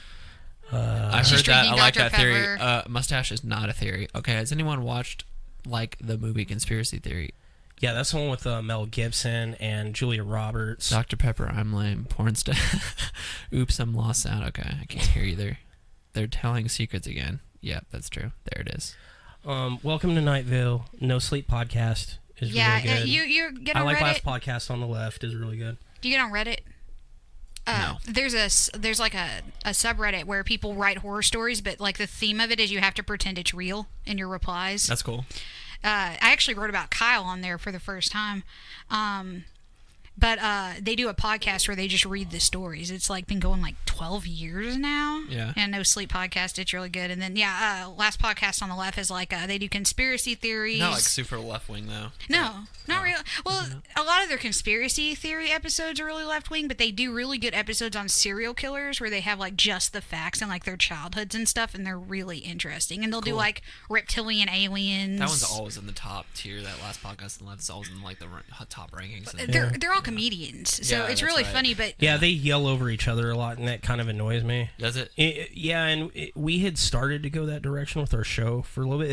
That's like why we kind of like scaled back down and stuff, because it's like, man, we're really just starting to get too silly. Like, I like keeping it loose and joking, because we do silly. We chase ghosts, and I like having a sense of humor about what we do. But it was getting to where we were just trying to be funny, and we got to a point where we were like, we're not really being as informative. Do you guys as have we a wanna be. goal with your like what your next step is with your paranormal group? Like, is there any like sort of a milestone that you guys have set for yourself that you want to achieve? I'm trying to come up with a new theory on why ghosts will talk to us. Won't or will? Why sometimes they'll talk to us and why sometimes they won't. Oh What do my you God, got? I love the theory. What do you got so far? She came up with this awesome I want to hear it. freaking theory Okay. last I week. gotta hear this. So, This is why people hang on. Where we at? oh my God, how did Do you hear that tone? That was the note. Hold on. It was. Check it out. how did I start that Hear that? theory? It's. Oh yeah, I have my 134B Okay, I'll sing audio I'll story. sing everything you say. He's I been can't. drinking. I've got to write more on my audio story because apparently someone gives a shit. The only person is Catherine. There's one person that listens Okay, to what's this. your theory? I want to hear your theory. Oh my God, how did I start that? So ghosts talk to us because they think we're cute. Do you mean interesting? No, cute. No, cute. So you talk to animals. Like, you've ever had a pet? Oh, we were talking about, okay, so we're trying to figure out how to get ghosts to communicate with us, and we said, well, we have to get its attention. There's two ways to appeal to something, because we don't understand its motives. That's the problem. So if you're a fire ant, how do you make someone pay attention to you? Like, say it's some sort of higher... It's aliens. So you bite them, right? That's how fire ants get your attention. Let's put, okay, so you're an ant, and you're trying to get and you're intelligent, and you're like humans. I'm an intelligent ant. Okay. Yeah. How would you get our attention? Well, I'd just say, yo, what good? Oh, but they can't understand. Yeah, we can't understand ants. Obviously, but But our two ideas were you'd bite them, Well, that's one option. or you do a trick. You would get all your ant buddies to like Form a word or something. Form a word, spell something out. yeah, but ghosts conceivably are humans, other humans that have died. Well, not that's in one not in theory. our theories. They're like something that exists but science can't explain. So I'm Do going. you think science will ever be explained? I think it will. I don't know. I think it will. I hope so. You know, because Well, if here's it turns out my idea about what paranormal stuff is, yes. Here's what science will do. Science will say, this is what we've all been experiencing. It's going to be like, it's been, what's the thing you guys say? What's the thing you guys say? What do you call it? Oh my goodness, the sound. Infrasound. Infrasound. It's either, science can be like, it's infrasound every time. Or science can say, yeah, there's other dimensions bleeding into it. Like, science is going to come, I think. Well, yeah, like I said, if it's interdimensional interaction, science will prove it one day. Yeah. We'll figure it out, either Yeah. through theoretical science or practical science. Yeah. If it really is like your soul goes on and wander around, science will never prove it. That's never I going to be a disagree. thing. I disagree. I think science will prove it. well, they have that guy that used to weigh bodies to try and prove there was a soul. Yeah, he proved he didn't know how to use a fucking scale. I know, but it's just one of those crazy ideas someone puts out there and they kind of go with it. It'll be thing. something like that. We cured the flu in the 1920s, right? That's 100 years ago. 100 years from now, dude, now we have computers in our pockets. Now we're live casting with 4 people watching. Like, that and then we, you know what I'm saying? Like 100 years from now, who's to say we're not going to measure souls or? I don't think they'll be able to do it in my lifetime. That's my answer. I realize to that's that. kind of a weird stringy argument, but you know what I'm saying? Like we advance so far from 100 years ago. Okay, so like one of the arguments of the multiple dimension theory is that you can't perceive another dimension, right? So if you're a two-dimensional being, you can't perceive three-dimensional space. Like you have no concept of it. So Right. like in the way the thought experiment you do is you have like a stack of paper, right? If you're a Right. two-dimensional being, you only know what's on that paper, but I can take and draw a line Right. on Right. the edge. Right. Well, to that two-dimensional being, all they see is a dot. They're like, "What's that dot? We can never prove it." But that dot's a line, and it goes through all that. Okay, as a three-dimensional being, we understand that. Right. We can't, things that are four-dimensional, five-dimensional, six-dimensional, we can only see glimpses of it, but we can never understand it because we don't have that higher thinking. And that's the problem, is there's a barrier that you can't penetrate unless you can. There's limits to our understanding. Right. But to me, it's like infinity. We can't understand infinity because there's no such thing as infinity, like that we know of. Like nothing. We've never been on the beginning and end of infinity. Well, we used to think the universe is infinite, and it turns out it's finite. Do we not? Do we not now? No, the universe is very self-contained. It's just the problem is it's homogeneous. So the closer we get to the edge, it's the same static distance. Like it's We don't think the well, because universe is infinite anymore? it's I didn't know that. it's ever expanding, Yeah, right? So during the go all the way back to the Big Bang, where we're just a single point in space, like infinitesimally small. Yeah. The edge of the universe to us, because of relativity, is the same distance from us that it's always been. So even though we're expanding, we don't perceive it because we're part of it. Right.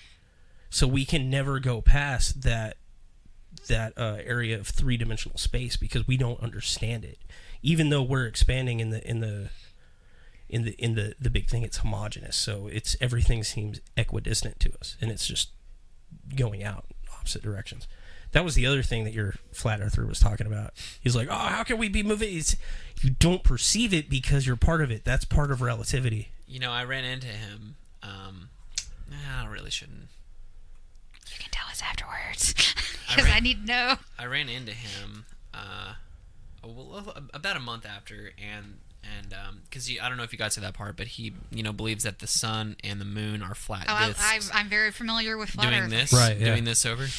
So so he lives by me. This is how I met him, and I was actually out walking my dog, and I walked by his house. His house has all these paintings. Oh, we looked it up. You saw it? Yeah, the car in the house. So I yeah. walked by it, and he happened to be outside, and I had just birthed the podcast idea, and I just like, dude, Yeah. you should be the first. And so that's really how that went. And he was like, sure. And like the next day, he was there, and that podcast happened. But It was good. And you know what? You interrupted again. Oh, I'm sorry. no, suck. I've interrupted you. Please. No, I was just gonna say it's really interesting because I watched like 2 or 3 flat Earth documentaries, and not for the reason you think. I was actually looking for. So I was like, "There's gotta if they're spending money to make documentaries on it, maybe there's something to it." See, good for you. Good for you. I was really looking for Good for something you. that would question me, but that would make me go, Yeah, good for you. Yep. But the problem is every like sticking point, that every hill that they had to die on, Yeah. in the 3 that I saw, and they were really well put together. Yeah. Every hill that they were determined to die on, I was like, Yeah. that's wrong. And not Yeah. only is it wrong, like I know and can prove why that fact is wrong. But it's great that you went and heard their argument. Though. And that's what great. killed it for me. Like Yeah. if the Flat Earth Society actually put something out there where I was, well, like I said, there's that like 2% in my head about the moon landing thing. That's because somebody put something out there where I was like, in your head, yeah, because I was like, holy shit, that's a good thing. I'm like, that's actually a thing. Yeah. Let me go look that up on something other than freaking Google. Let me go talk to some people.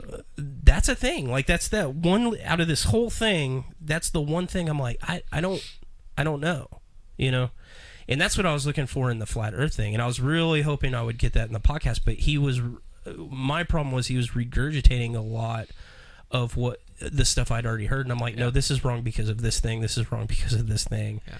And so it was, and then I got to the 9/11 thing, and I was having a really hard time with it. But I need to listen to the rest. I really love the BDSM. Yeah, it was a great one. That's the one we were listening to on the way. Yeah, that was great. I listened to part of mine, but I was there. She's so. awesome, and she's just a great person. I have too. to skip the cannabis one. But I Oh, can you mean listen to CBD? all the others. There's a lot of benefit. I listen to the tail end of it, like or whatever comes up in like the preview or whatever. I was like CBD, and I caught like a few comments in there. My only problem with the CBD thing is them acting like it's the magic bullet thing. Yeah. And it's like, no, I think there's tons of benefits to CBD, marijuana, and for like some pain management, some mood management, recreational use things. Like, I have no problem with it. I want it to be legal. All that is fine, and I think it can help millions of people. It can't help everybody, and it's not magic. Like, Right. it doesn't just fix everything. It's only because nothing is. I'm just real tired of people going, you take those pain pills. Have you tried marijuana? What do you think? Yeah, like, No, I've never that? smoked pot in my life. What's what are you talking marijuana? about? oh my God, Colorado weed is so awesome. I lost my mind when we were up there. I've never been so high in my life. Yeah. Yeah, my 13-year-old daughter was very confused. Dude, I would have thought I had just dropped acid. That, like, I've never had that experience from marijuana before, but like I tried edibles for the first time. Yeah. And I didn't read the serving size. So he just upends it into his concentrated. mouth, and he's like, I Because you don't know how much you're taking when you're eating took a gummy bear or whatever. Well, it told me exactly how many grams per. I'm like, I don't know. I don't measure it that way. Yeah. I've only ever smoked it before when I was a kid. Or Yeah. I was like, this will be fine. And then we went cave. So, we went to a cave on a candlelight tour, and we went to the Pueblo Village. That sounds amazing. Oh, dude, That sounds amazing. we went where the Anasazi Indians had freaking disappeared, and I'm just like, yeah. That sounds like my kind Dude, of it's hangout. fucking awesome. Yes, that sounds sweet. If it was ever legal here, I would definitely want to do one or two paranormal hunts. investigations. That sounds almost too much. Like, Just I'd be completely so high. scared. I'd want to do it as like a Have you never done it? no, we don't do it. We don't do them under the influence now. But I would, as a controlled experiment, I would like to do. Like, I would like to have one person who is purposefully under the influence and like being watched, and objectively being observed, and see like, okay, are they more sensitive to actual things that happen, or do they just think things? Me. It'd be cool to I would do compare, like, how you think. That's something I do not want to participate in. I want to drop some acid and go to the Granbury jail. I would literally never do that. That sounds so terrifying. I really want to try psychotropic drugs just because it's supposed to be. A lot of studies are showing it's really good for depression. Yeah, especially like It's ayahuasca. because you're supposed to do a microdose. It's not enough to get you like completely. Would you ever just, try ayahuasca? What is it? Ayahuasca. It's a hallucinogen like DMT. It's like the one. Addicts. I know nothing about that. Addicts actually. use it pretty frequently to get off. It's shown to be very successful in treating like even hardcore heroin addictions. I mean, I'd like to see some studies on like there's what a the ritual benefit around it. It's not a drug you get on the street. There's like you go to Panama or the Amazon. Actually, there's a place in Dallas, and you go there and they do a whole like ritual. It's a tea. So my brother did it, and they do a whole thing, and you throw up, you cry, It's like peyote. Some people poop themselves. it's really It's supposed to be like truly transformational. Sounds like What's the dream vision one? You do quest. it like once in your life. the chemical that makes dreams. What's DMT. is that? It? It's very similar to. But it's famous for being like the one. Yeah. I would definitely try anything like that in a controlled environment. Like It's controlled. Well, it's I'm like not like a huge recreational No, drug user. you or sign anything like stuff that. and like it's like how crazy. they use ketamine for what I have. Oh God, I want to try ketamine. I do not, but I know a lot of people because I'm So in the weird. groups of people that have my disease. They try ketamine. They say it's terrible. Kat says, "What if they figure out how to do the whole sliders thing and then record interaction and then bring?" Oh, she's going back to our This sounds like a terrible idea. conversation Because I just about watched that Kim Stanley. horrible sci-fi movie Sliders last sound night. really good. Is that what she's talking about? Like burgers? You don't remember that old show? I definitely want a burger right now. Is that what Catherine's saying? What if they figure out how to do the whole burger thing? And I think she's talking about the show Sliders. Uh, I think they used to travel a different dimension. hey, you Yeah. guys have a top fan. You see that? It's Amelia. It's Hey, Emilio. He will always be our top fan. Yeah, it's for spiritual use, but no, that how he said it. It's a spiritual journey. It's like it's supposed to be like for real. It's not a drug. It's not getting high. Saying it like that, I don't think I would want to, because I don't think it would take me to a really great place. No, it's not supposed to. People they take you to the thing you don't want to think about. Really, and they put your face in it for a long time. Have you ever tried doing sensory deprivation? No, but I want to. You can do it for like $50 to $100, like in Fort Worth, where they I put will you in the do tank. that in my lifetime. I don't know. Yeah, I want to check it. I want to check it out. Dude, like Joe Rogan, like will smoke and go do that. I just like he's hardcore. He's so crazy about that. Dude, he does these like fucking just like swole MMA workouts. Just that guy. He's just. I don't say love Joe Rogan. I freaking love that guy. I think he's such a crackhead, though. Yeah, he's just totally out there. Yeah, he's just out there. He's a free thinker. I like that guy. I really do. Okay, final thoughts, man. Please listen to Someone You Should Know. It's on Apple Podcasts and Spotify. I put a lot of work into it, and it is awesome. It is awesome. I really do. I really love that podcast. Yeah. I listen to it, like 90% of what I listen to is podcasts, and it's really good. Podcasts are taking over the world. Nobody listens to a lot of terrestrial radio anymore. That's why I decided to do a podcast instead of write a book. Cause I want to check your podcast out. What is it called? Which one? It's something with sickness. There was a pun. Strictly Sickly. Yeah, Strictly Sickly. Yeah, I want to check that out. That's medical cool. advocacy. We have a hard podcast. time getting that one out because everyone's chronically ill. Yeah, it's very, very sporadic because it's like, well, I was like going through chemo. The second week I tried to do it, I was in the hospital for 2 weeks. Yeah, we broadcasted from the hospital with a phone because we were like, we got to do this every week. And then we quickly found out, okay, there's not going to be a schedule to this. It's when everybody's healthy enough to. That kind of makes it real, though. Oh, it's rough. Yeah, it is. Is it rough? I'm sure it's can be. cathartic for some people, though. I get angry on it pretty frequently. Angry? Oh, yeah. I have some rants. Cool. Yeah. I gotta check it. I don't know that it's entertaining, but it is a very real and very raw podcast. Like we speak our mind on it. Sounds good. You're totally unfiltered. Yeah, that's all I got for final thoughts. But there's probably some hard stuff to listen to on that. Yeah. Is good. it available to lesser known podcatcher? Like, where all does it broadcast from? Your podcast? It's on Apple Podcasts, so you can type it in. If you have an iPhone, you just go to the podcast app and type in Someone You Should Know, and it'll come right up. And you can subscribe there and check it out. And then it's also on Spotify. Just open. You can do Spotify for free. Someone You Should Know, and it'll be right there. Have you thought about expanding out to some other platforms? It will get expanded out. I wanted to say you can also just go on Facebook, and I don't have an iPhone, but I was still able to go on the Facebook for it and click on it, and it played on my non-iPhone. So. Oh, okay. Cool. That's how we listened to the first one. Wait, what? How did you do it? I just went to the Facebook for it. Like, it was... You had posted something or something. Because I went through it through Facebook, remember? That's a Spotify link, so... Oh, is it? No, it was an Apple link. Oh, okay. Yeah, it was a link to Apple, but it still... you can play Apple Podcasts on non-Apple products. Yes. Apple Podcasts are free, and you can get them anywhere. So. We have a pretty big following through Stitcher. You might look at Stitcher. I will be expanding it out. Honestly, I didn't think I'd have a lot of listeners, but... Man, it's 7 episodes. You've got crazy. enough you need to it's crazy. think about just completely surpassing the shit out of us because it's way better. No, we love y'all. we really like having you on, man. Dude, thank you. I just popped this out. Hold on. Where does this go? You need to hand it to Brashton over there. Here. I'm sorry. I'll do a quick fix right here. No, and I really do love what you guys do. I really appreciate you having me on. It's pretty cool being a guest. That's neat. What's funny is like on the way here, I'm like, man, this is what all my guests think the whole time. I'm like, man, what am I gonna say? I hope I don't say something stupid. Oh yeah. But it's funny. I haven't had that experience yet. But all my guests probably do. Yeah, I got on your podcast. I got drunk. I said octopuses instead of octopi. Whatever. Yeah. No, I really appreciate it.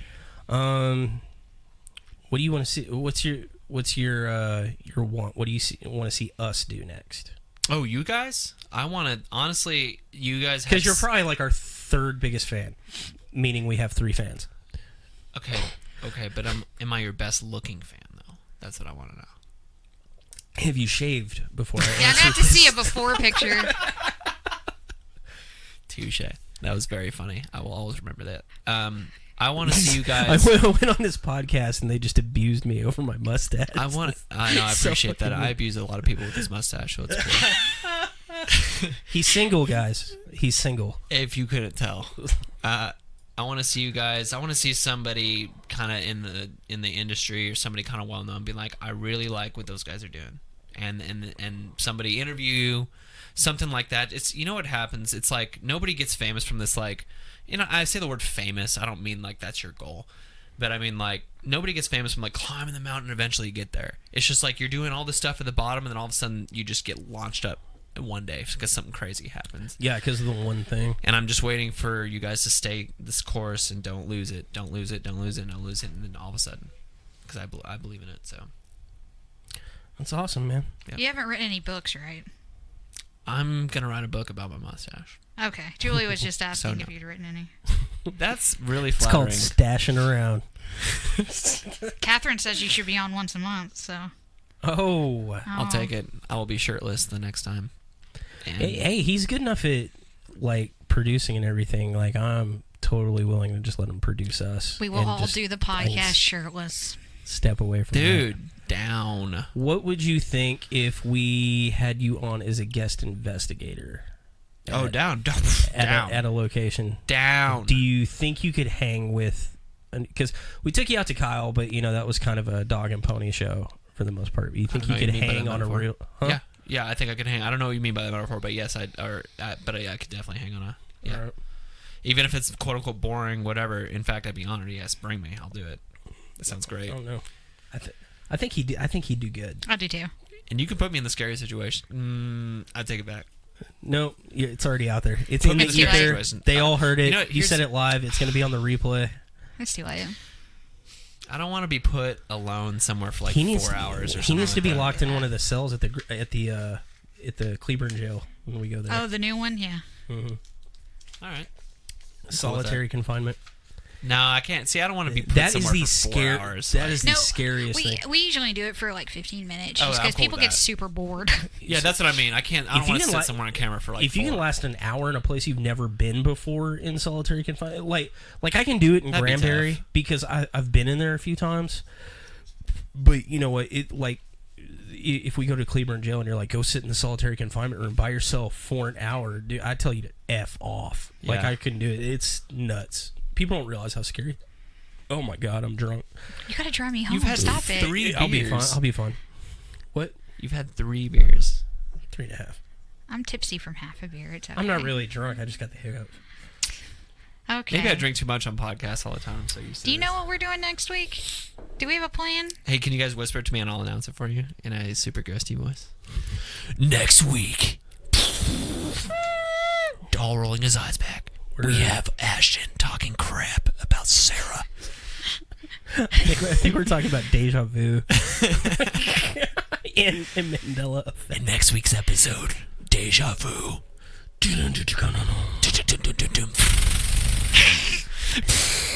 All right, so his mustache just played us out. So Thanks for watching. thanks for watching, guys.